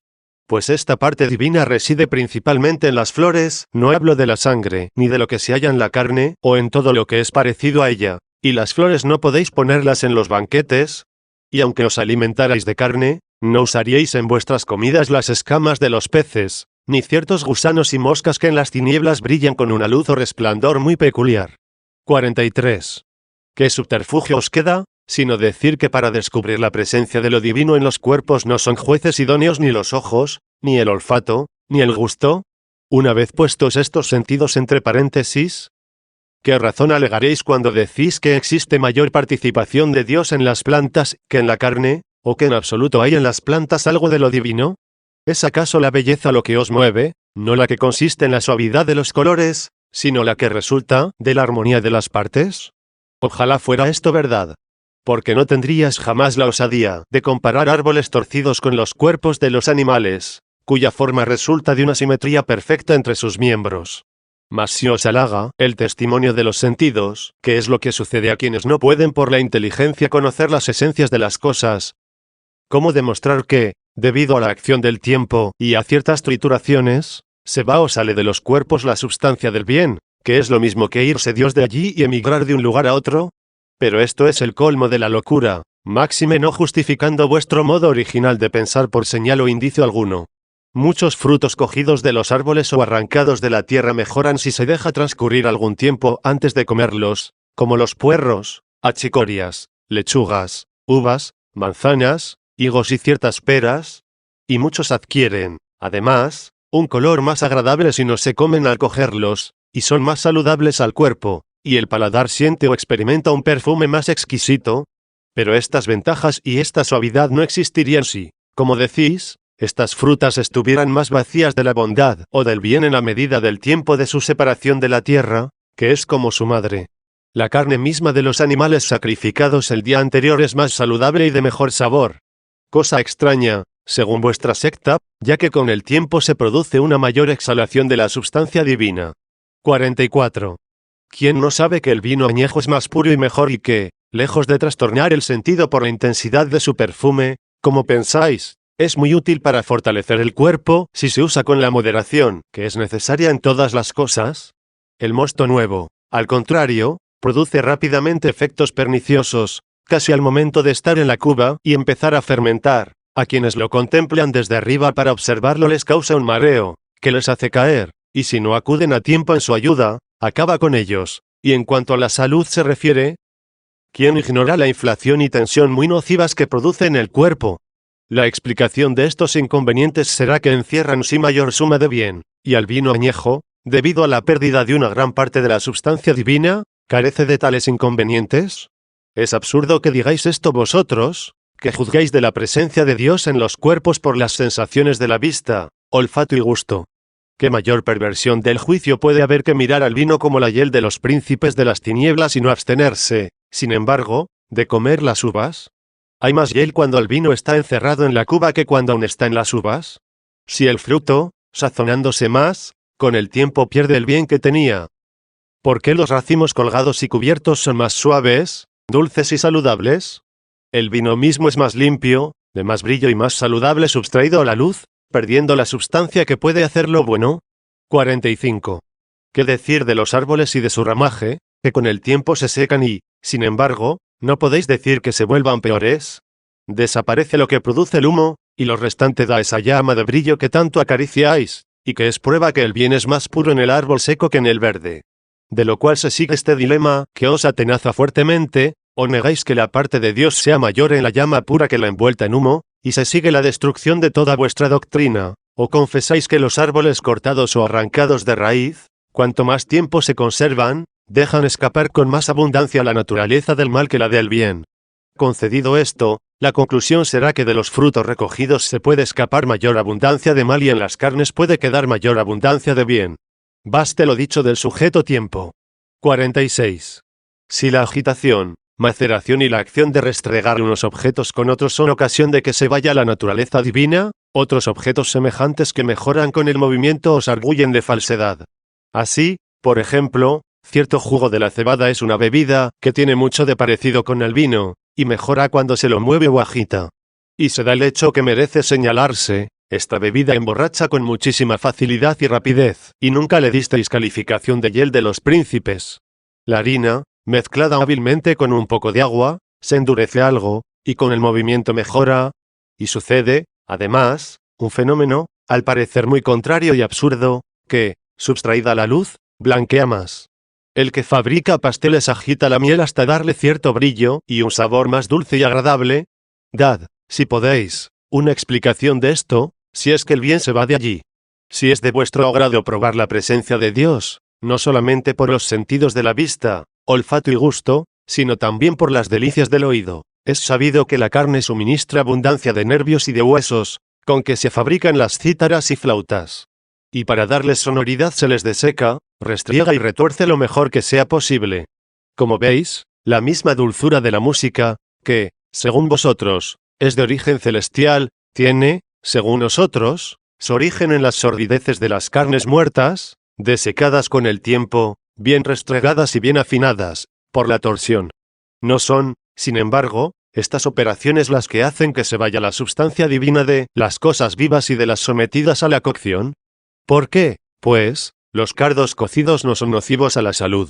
¿Es necesario que se siga creyendo que durante su cocción se va de ellos Dios o una de sus partes? 47. ¿A qué seguir, puesto que decirlo todo no es fácil ni necesario? ¿A quién se le oculta que la cocción convierte en más suaves y saludables muchos alimentos? Lo que no debiera ocurrir si por movimientos de esta naturaleza se va de ellos el bien. Os juzgo faltos en absoluto de recursos para probar por estos sentidos corporales que la carne es impura y mancha el alma de quien la come, por la única razón de que los frutos, como consecuencia de muchas transformaciones, se convierten en carne, puesto que precisamente vosotros creéis que el vino es menos impuro que el vinagre, a pesar de ser añejo y ser su corrupción, y vuestra bebida ordinaria, que es una especie de vino cocido, debería ser más impura que el vino, si es que el movimiento y la cocción fuerzan a los miembros divinos a retirarse de los objetos corporales. Mas, si no es así, ¿por qué sostener con tanta pertinacia y ceguedad que de los frutos recogidos, y puestos en las bodegas, y manipulados, y cocidos, y digeridos, huye o se les va la sustancia del bien y no queda de ellos más que una materia sórdida para la generación de los cuerpos? 48. Y si ni el color, ni la belleza, ni el olor, ni el sabor, son signos de la presencia del bien en estos objetos, ¿qué otro signo os falta por alegar? ¿No será acaso otro signo una cierta fuerza y resistencia, que estos frutos parece que pierden cuando se los separa de la tierra y se manipula con ellos? Si este es el motivo, aunque fácilmente se echa de ver su falsedad, pues muchos frutos separados de la tierra crecen en fuerza, como del vino se dijo, que, cuanto más viejo, tiene más fuerza. Si es este el motivo, repito, ningún alimento participa tanto de la divinidad como la carne, pues los atletas, a quienes tan necesario les es el vigor y la fuerza, no se nutren de legumbres y fruta, sino de carne. 49. ¿Pensáis, acaso, que los árboles superan en excelencia a nuestros cuerpos por la única razón de que la carne se nutre del fruto de los árboles, mientras que los árboles no se alimentan de la carne? ¿Es que no ponéis atención en lo que está a la vista de todos, de que los árboles más vigorosos y fecundos y las mieses más abundantes absorben la savia del estiércol? Y esto va contra vosotros, que no se os ha ocurrido, respecto de la carne, calificativo más grave que llamarla un receptáculo de basuras. De esto se nutre lo que tenéis por limpio, de lo más inmundo que existe dentro de las cosas inmundas. ¿Despreciáis la carne por su origen de la unión de los sexos? Buscad entonces vuestras delicias en la carne de los gusanos, que sin esta unión aparecen muchos y muy grandes en las frutas, árboles y en la misma tierra. No comprendo esta vuestra tan mala fe. Puesto que si realmente os causa horror la carne porque se origina de la unión de un padre y de una madre, ¿por qué afirmáis que los príncipes de las tinieblas han nacido del fruto de sus árboles? ¿No os causan más horror y asco todavía esos seres de las tinieblas que las carnes, que, sin embargo, no queréis ni gustar siquiera? 50. La opinión de que las almas de los animales se originan de los alimentos de los padres, y de que la gloria mayor es libertar de estas prisiones la sustancia divina, prisionera en vuestros manjares, contradice vuestra práctica y os está siempre urgiendo con gran fuerza comer la carne. ¿Por qué, en efecto, no dais libertad a las almas, que quedarán prisioneras de los cuerpos de quienes se nutren de carne, posesionándoos de ellas con antelación y comiendo estas carnes? La secta contestará esto que no es en la carne donde reside el bien, sino en los frutos que comen con la carne. ¿Qué decir entonces del alma del león, que se nutre de sola carne? El león bebe, replica la secta, y su alma está formada del agua unida a la carne. ¿Qué explicación cabe respecto de una multitud innumerable de seres, de las águilas, por ejemplo, que solo comen carne y no tienen necesidad alguna de beber? Aquí toda razón falta, porque no hay réplica posible. Pues sí, en efecto, el alma proviene de los alimentos, y existen animales que engendran sin tomar bebida y cuya comida, además, es únicamente carne. Debe haber en ella un alma, a cuya purificación debierais cooperar, según vuestra costumbre, comiendo carne. A no ser que creáis que el cerdo, que se nutre de frutos y bebe agua, posee un alma de luz, mientras que las águilas, amigas del sol y de la luz, tengan un alma de tinieblas por alimentarse de carne sola. 51. ¡Qué contradicciones y qué absurdos! No incurrierais, ciertamente, en ellos si, libres de vuestras tan fútiles fábulas, hubierais seguido el camino de la verdad, que considera la abstinencia de manjares exquisitos como un medio para reprimir las pasiones y no de evitar una inmundicia que no existe. Porque si alguien, sin atender a la naturaleza de las cosas, ni a la fuerza del alma y cuerpo, coincide con vosotros en que el alma se mancha con los manjares, tampoco habrá oposición entre vosotros y yo en la afirmación de que la manchan mucho más la codicia y la pasión. ¿Qué mayor sinrazón o locura que borrar del número de los elegidos a quien quizás solo en gracia de la salud y sin codicia alguna come una miaja de carne, mientras que a otro que con pasión desmedida desea los manjares y come con voracidad trufas bien espolvoreadas de pimienta se le juzgue, a lo sumo, como algo intemperante, pero no se le condene como corruptor del sello? Vuestra secta rechaza, en efecto, a quien sin pasión y únicamente por motivo de salud se le sorprende comiendo un poco de carne de gallina, mientras que admite entre los santos al que se jacta públicamente de haber deseado con pasión tortas y pasteles, debido a que no tienen mezcla alguna de carne. Retiene dentro a quien la pasión sumerge en las mayores impurezas y arrojáis fuera, como una basura, a quien solo puede manchar el alimento, cuando es verdad que las manchas que tienen su origen en la concupiscencia son mucho más graves, por confesión vuestra, que las que se originan únicamente de los alimentos. Entre vosotros se abraza con caricias y halagos a quien domina el ansia desmedida de comer frutas y legumbres preparadas con la mayor delicadeza y suavidad y, además, no se contiene, y al que para saciar el hambre y sin pasión alguna participa en una mesa común, tan dispuesto a tomar su parte como a dejarla, le excluís de vuestras filas. ¡Oh, qué costumbres tan admirables, qué enseñanzas tan sublimes y qué prodigiosa continencia! 52. Es también un crimen en vuestra secta que alguien, a excepción de los elegidos, toque los manjares que se sirven en los banquetes, como para purificarlos. ¡Qué vergüenza y qué fuente de crímenes y de torpezas es esta costumbre! Pues con mucha frecuencia se sirven en los banquetes tal cantidad de alimentos, que no se pueden consumir, debido al pequeño número de comensales. Y como es un sacrilegio dar lo superfluo a otros o dejarlo perder, sois víctimas de grandes indigestiones a causa de la ardiente pasión de purificar todo lo que se sirve. Y una vez ya inflados hasta casi reventar, hacéis una violencia cruel a los niños, que os están confiados a que coman las sobras. En Roma se le acusó a un maniqueo de haber causado la muerte a unos niños desgraciados por la violencia con que les obligó a obedecer tan cruel superstición.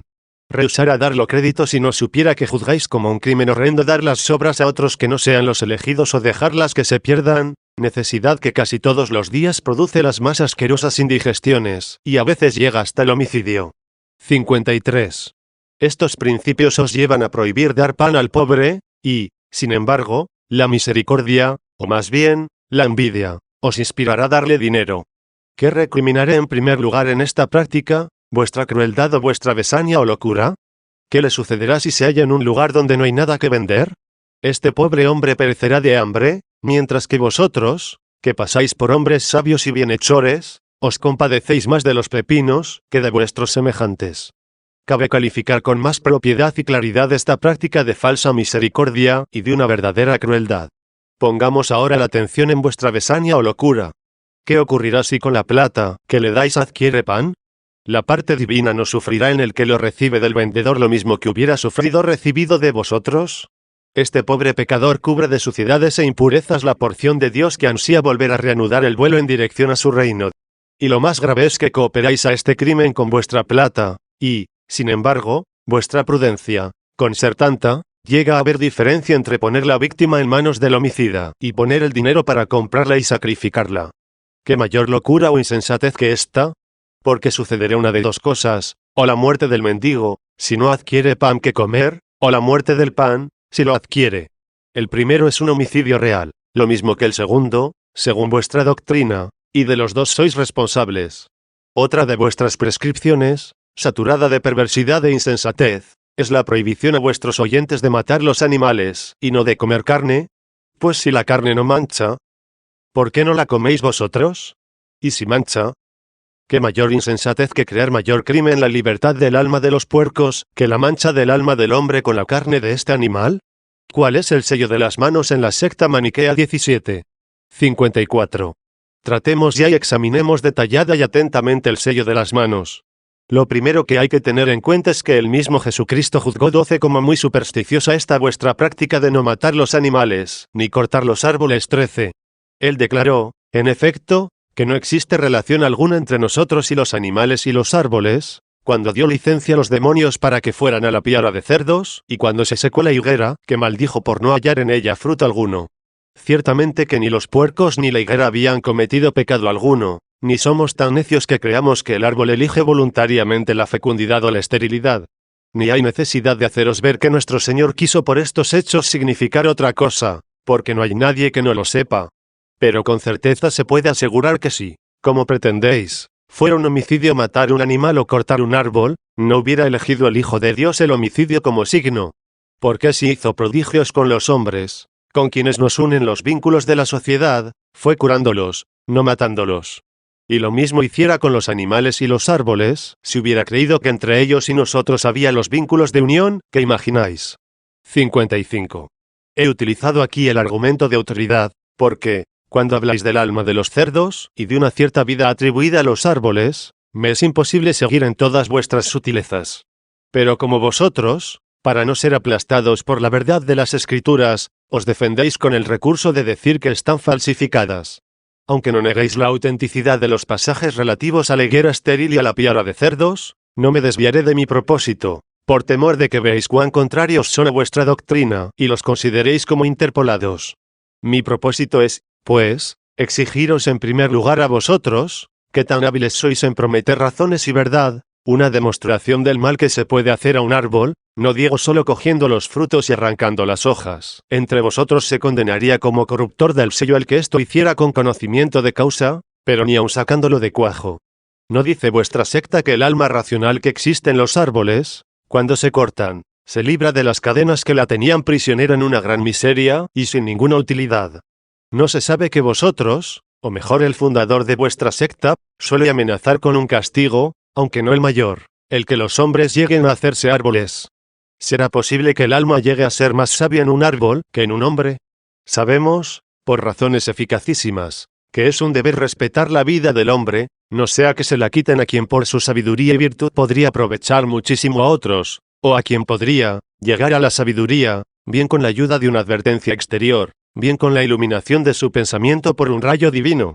La verdad, apoyada en razones las más juiciosas y en el consentimiento general, dice que, cuanto es más sabia el alma del hombre libre de las cadenas del cuerpo, tanto más se debe acelerar su salida.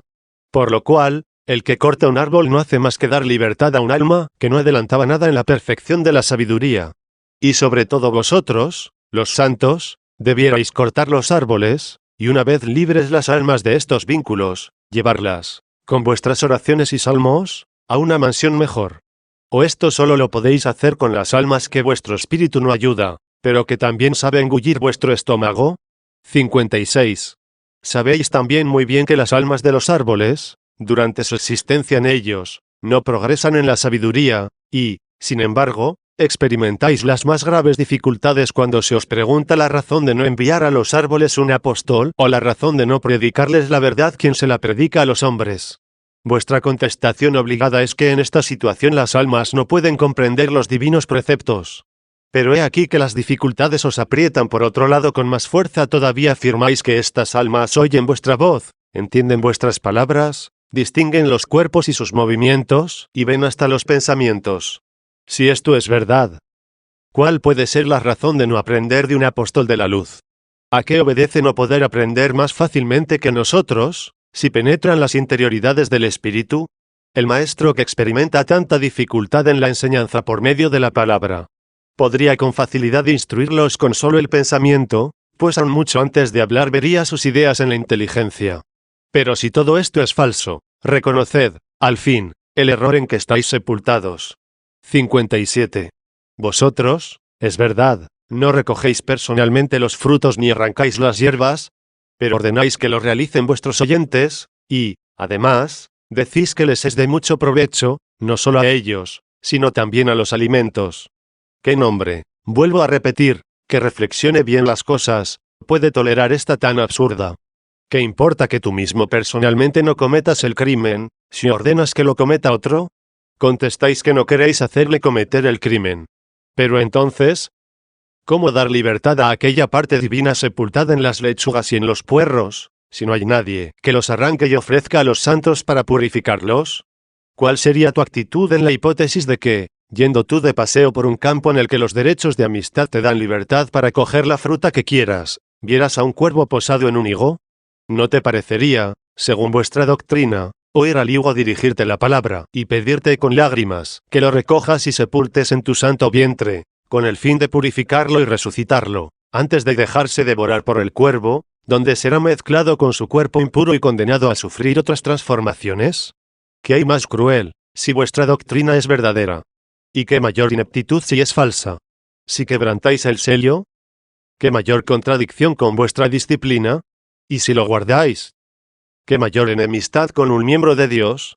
58. Este resultado muestra solamente el aspecto falso y ridículo de vuestro sistema, pero lo cierto y claro es que existe en vosotros una crueldad que nace de vuestro mismo error. Es el caso de un hombre que, deshecho el cuerpo por la enfermedad y agobiado por la fatiga, se haya tendido y casi muerto sobre el camino, sin apenas poder proferir algunas palabras, y que sería, sin duda, un refrigerio para su cuerpo darle aunque no fuera, más que una pera.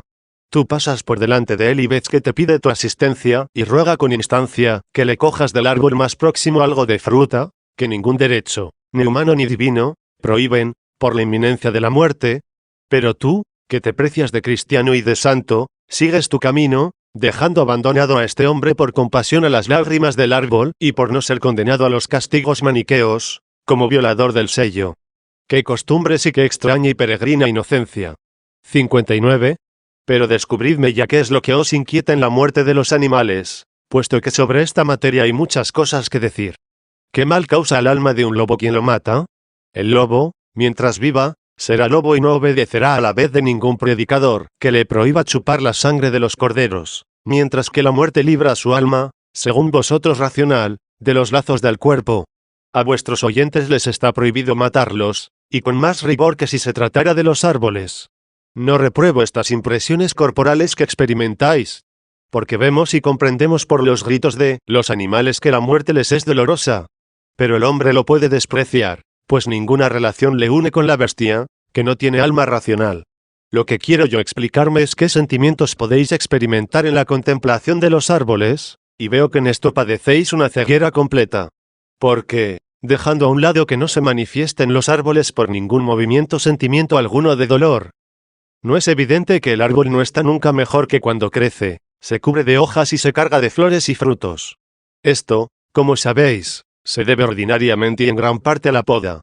Si el hierro le fuera tan doloroso como pretendéis, con tantas heridas se le vería debilitarse, más bien que brotar con fuerza en los sitios cortados y revivir con mayor vida, que es como dar muestras de alegría. 60.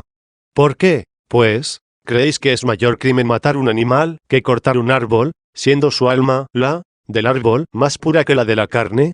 Hay, dice vuestra secta, una compensación cuando una parte de lo que se arranca de los campos se da a purificar a los elegidos y a los santos. Ya se rebatió y se demostró suficientemente que no hay razón alguna para establecer que los frutos tengan mayor participación de la divinidad que la carne.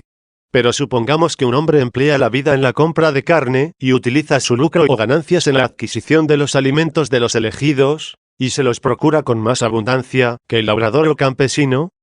¿No podría decir en este caso vuestro defensor, que por la misma ley de compensación le será lícito a ese hombre matar los animales? Pero replica él que hay todavía otra razón mucho más secreta. Al hombre astuto y listo no le faltan nunca, dada la oscuridad de los hechos de la naturaleza, subterfugios contra los ignorantes. Aquellos celestes príncipes que, vencidos y encadenados en ese vuestro reino de las tinieblas, ocupan aquellos lugares que la orden del Creador del mundo les asignara, poseen en la tierra cada uno sus animales. Y quienes se atreven a quitarles la vida son culpables a sus ojos, y se les impide salir de este mundo, y se les machaca y tritura con los castigos y penas de que su fiereza inhumana es capaz. Yo sé que gente ignorante y que no ve con tanta obscuridad temblará con estas amenazas, y creerá que es como se dice. Pero yo seguiré de manera indeclinable mi propósito, y, prestándome Dios su auxilio, desharé estas obscuridades mentirosas con la luz de la más clara verdad. 61. Yo trato de averiguar si los animales que viven sobre la tierra o en el agua descienden de aquella raza de príncipes por vía de generación y por unión de sexos, ya que, según vosotros, los que nacen proceden de aquellos abortos que existen en aquel vuestro reino del mal. Y si es así, quiero saber si es lícito matar a las abejas, ranas y otros muchos animales que nacen sin la unión de los sexos. No es lícito, contestan ellos. No es, pues, el parentesco con no sé qué príncipe es la razón de prohibir a vuestros oyentes matar los animales. 0. Si admitís entre todos los cuerpos un parentesco general, los árboles también participarán en la misma categoría de las ofensas cometidas contra los príncipes. ¿Por qué, pues, no ordenáis a vuestros oyentes que los perdonen? Reducidos de nuevo a la impotencia, repiten que la falta que cometen los oyentes con los árboles es expiada por los frutos que llevan a vuestras reuniones. Han llegado hasta decir que los que en el matadero degüellan los animales y venden su carne, con tal que sean vuestros oyentes, y empleen sus ganancias en procuraros alimentos, pueden creer permitida esta inmolación, y que la falta cometida es expiada en vuestros festines y banquetes. 62. Si decís lo que acerca de los frutos y legumbres, que se llegó al acuerdo de que esta inmolación puede expiarse, pues es imposible que los oyentes se abstengan de matar animales, los elegidos no comen carne. ¿Qué diréis entonces de las espinas, y de las hierbas inútiles, que los agricultores destruyen arrancándolas de los campos que quieren limpiar, y de las que no se puede sacar alimento alguno en compensación?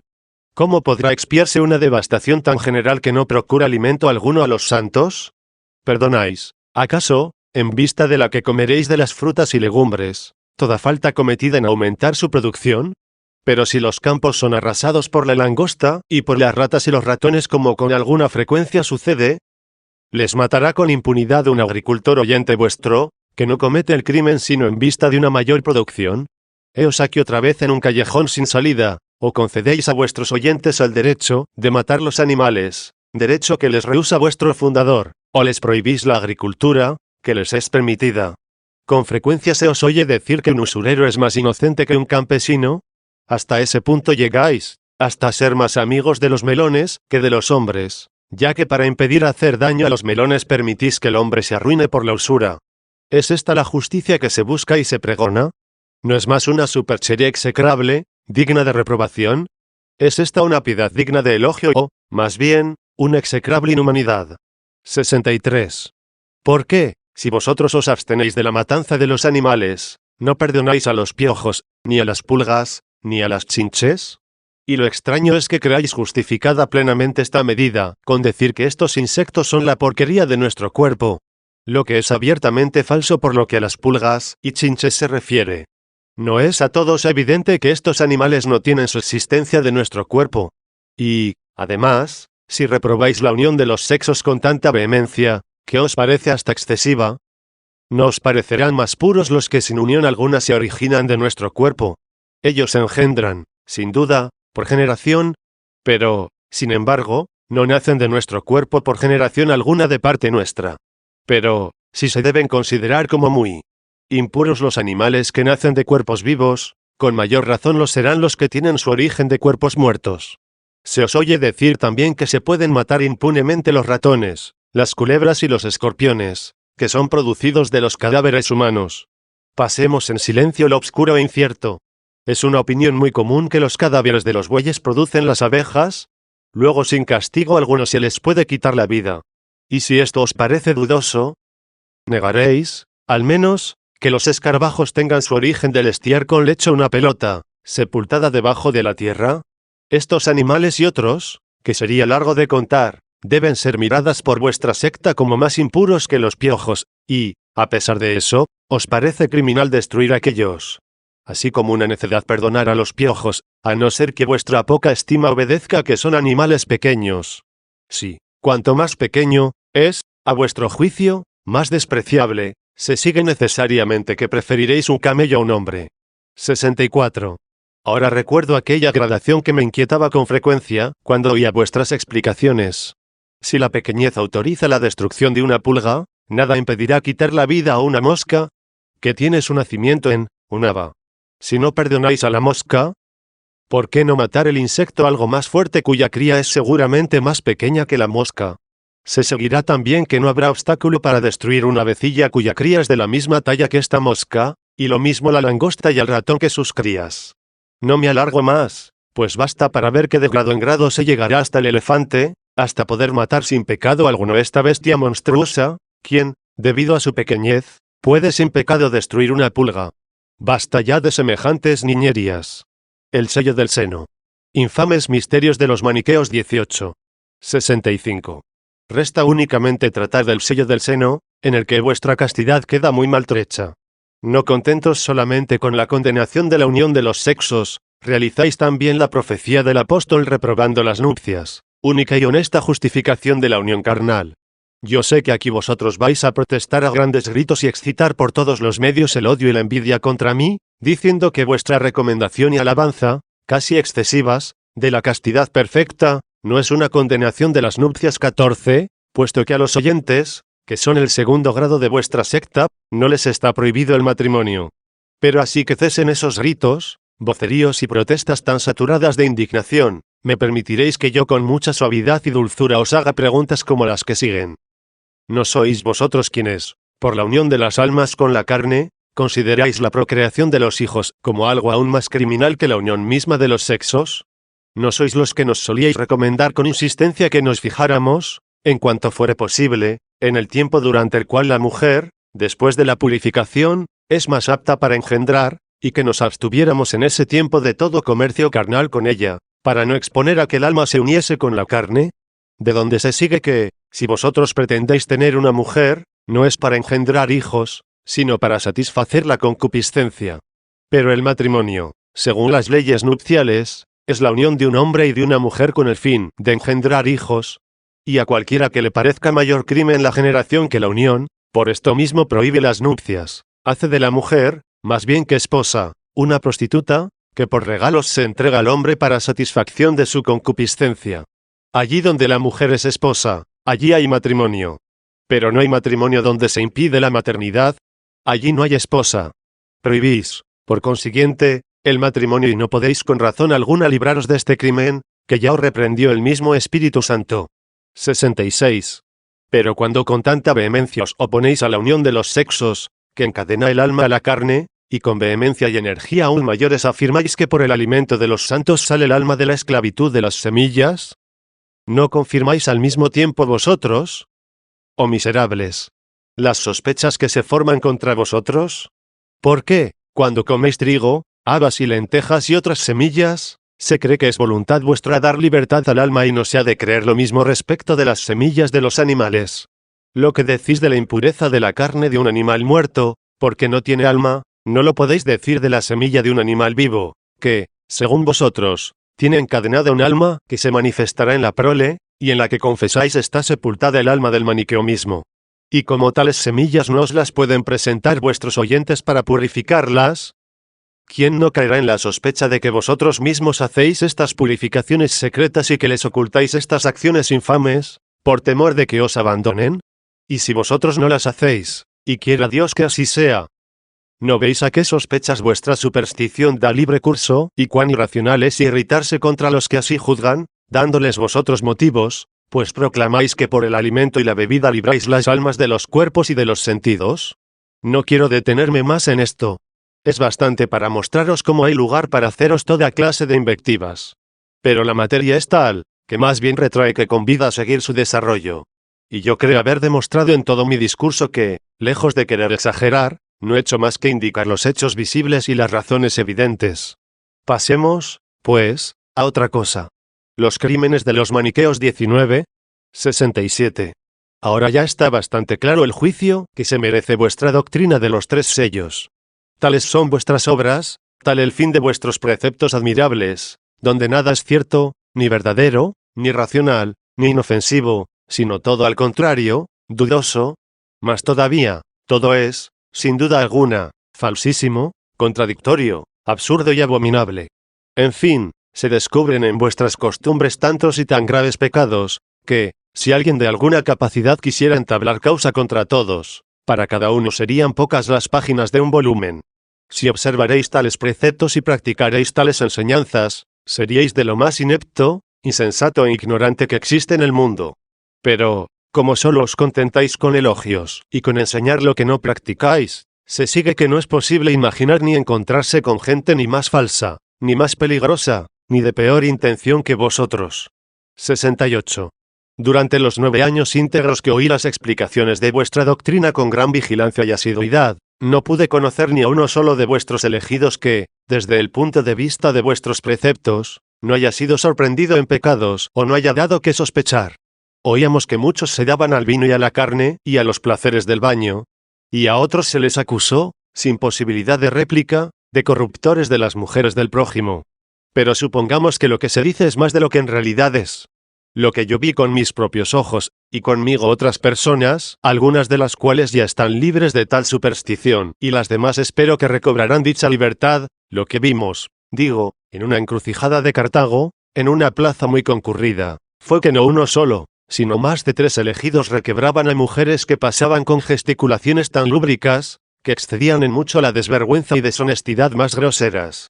¿No es evidente que tal maestría en esas cosas procedía de costumbres muy arraigadas y de que vivían así entre ellos, pues ninguno se avergonzaba de la compañía de los demás? ¿No son todos, o casi todos, unos corrompidos con la misma especie de corrupción?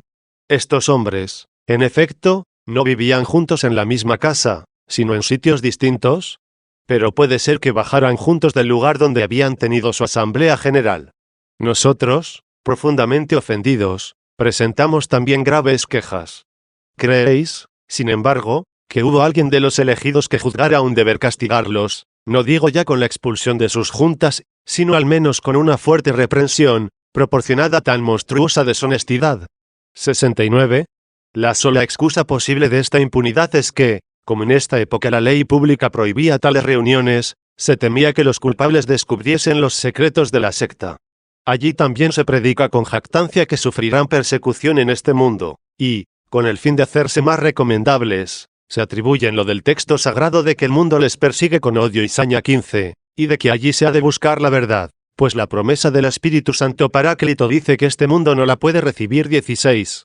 No es este el lugar para tratar asuntos tales, pero tened presente que si hasta el fin de los siglos se os persigue sin interrupción, es porque persisten también impunes hasta el fin de los siglos tal disolución y complicidad en tan infamantes torpezas, mientras temáis castigar a los que las cometen.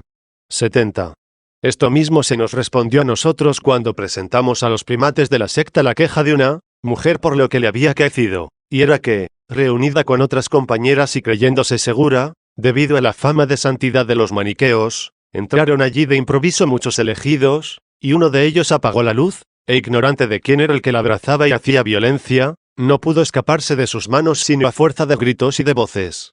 Estas deshonestidades, conocidas de nosotros, no deben ser consideradas como fruto de una inveterada costumbre.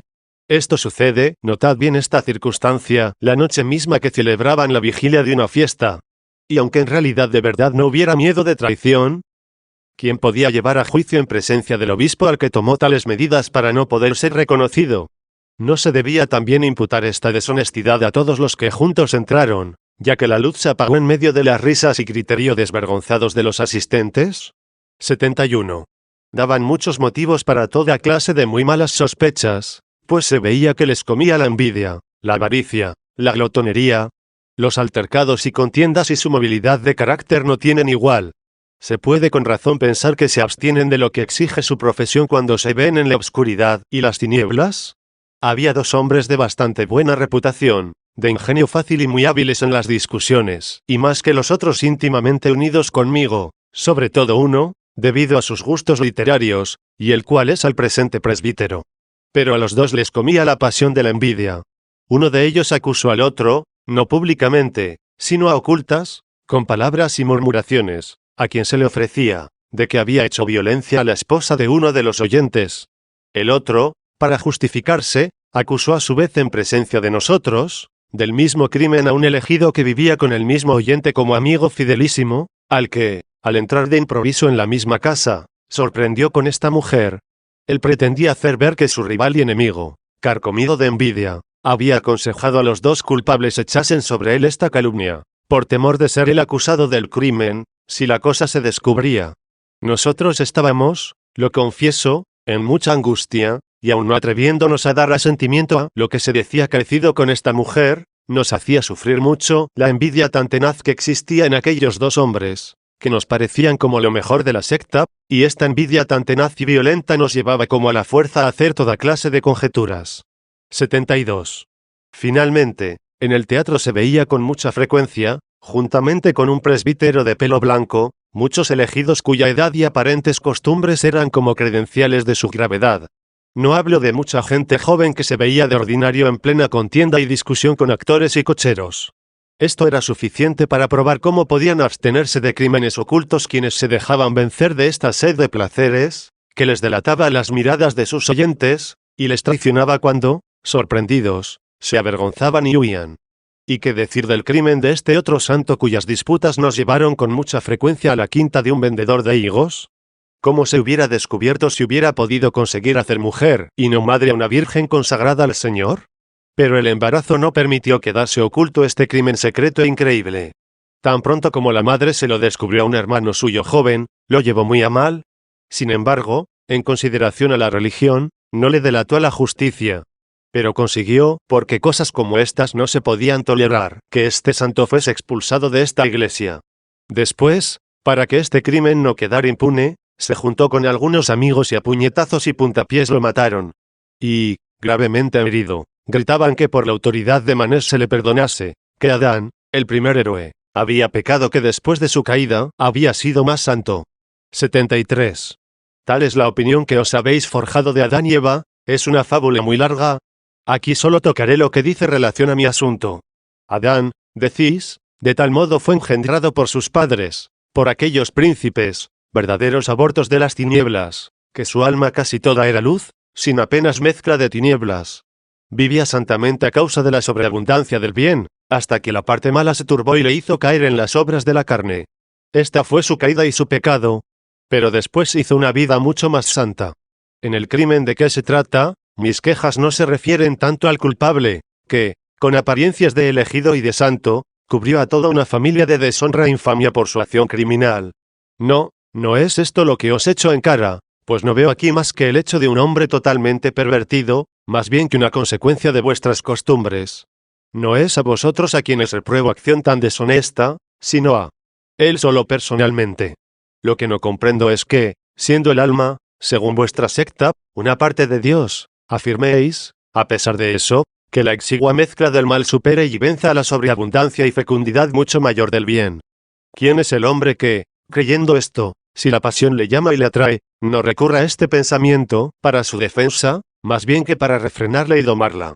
Los crímenes de los maniqueos descubiertos también en Roma 20. 74.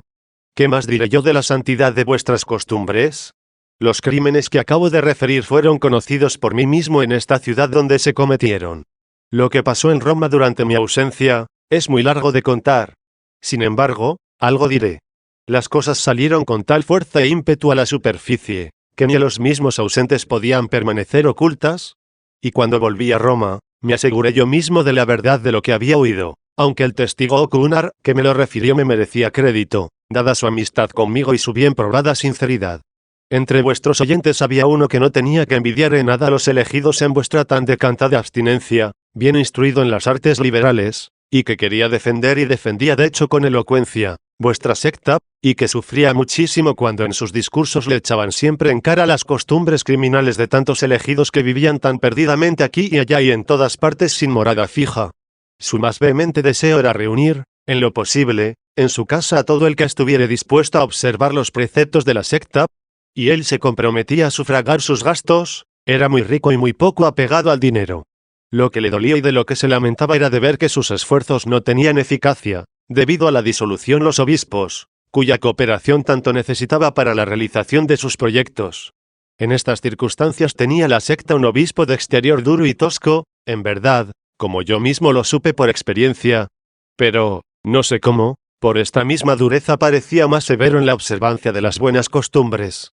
El oyente hacía mucho tiempo que deseaba hablar con él, y cuando se presentó la ocasión la aprovechó para comunicar con él sus proyectos, los cuales aprobó y fue, además, por ellos felicitado, y se ofreció con gusto a ser el primero que viviera con él. Hecho esto, se reunieron con él todos los elegidos que se pudo encontrar en Roma. Se propuso como norma de vida un reglamento tomado de la Carta de Manés, pero a muchos de ellos les pareció un yugo intolerable y se fueron y los demás se quedaron por vergüenza. Se comenzó a vivir como se había determinado y como lo prescribía autoridad tan grande, el oyente, a la vez que urgía con vehemencia a todos al cumplimiento de todos los puntos de la regla, iba el primero a todo. Durante este tiempo se suscitaban con excesiva frecuencia riñas y altercados entre los elegidos, echándose en cara unos a otros sus crímenes, que el oyente veía con dolor y procuraba que en sus altercados se descubrieran a sí mismos, y aparecían cosas infames e inhumanas. Entonces se conoció lo que eran aquellos hombres, que se creían los únicos capaces de soportar todo un rigor de su doctrina y preceptos. Que se podía ya sospechar de los demás, o mejor, ¿qué juicio emitir sobre su conducta? ¿Qué más? Obligados como estaban, acabaron por declarar sordamente que aquella disciplina era insoportable, y desde este momento comenzó la sedición y rebelión. El oyente defendía su causa con un dilema muy sencillo: o se debían cumplir todos los preceptos, o había que considerar como el más insensato de los mortales a quien imponía tales preceptos con condiciones tales que nadie podía practicar. Sin embargo triunfó, como no podía menos de suceder, la gritería desenfrenada de casi todos contra la opinión o parecer de uno solo. Al fin el mismo obispo cedió y con gran infamia huyó también. Aceptaba, a lo que parece, contra la regla, manjares exquisitos que le llevaban ocultamente, y que pagaba con esplendidez con dinero particular que ocultaba con mucho tacto y cautela. 75. Tendréis aún la osadía de negar la verdad de estos hechos. Porque esto sería cerrar los ojos a la luz y no querer ver lo que todo el mundo conoce. Pero ojalá rechacéis esto, porque, como son hechos tan claros y tan fáciles de conocer quienes les interesen, se comprenderá que no puede jamás salir verdad alguna de quienes con tan obstinada pertinacia niegan la verdad de hechos tan evidentes. Os ruego que utilicéis otros medios de defensa, que seguramente no reprobaré. Podéis decir, por ejemplo, que existen todavía entre vosotros quienes practican los preceptos y que no se les debe hacer responsables de las transgresiones de los demás, o que no es necesario en modo alguno saber cuáles son los hombres que profesan vuestras doctrinas, sino más bien lo que son esas doctrinas en sí mismas. Muy bien.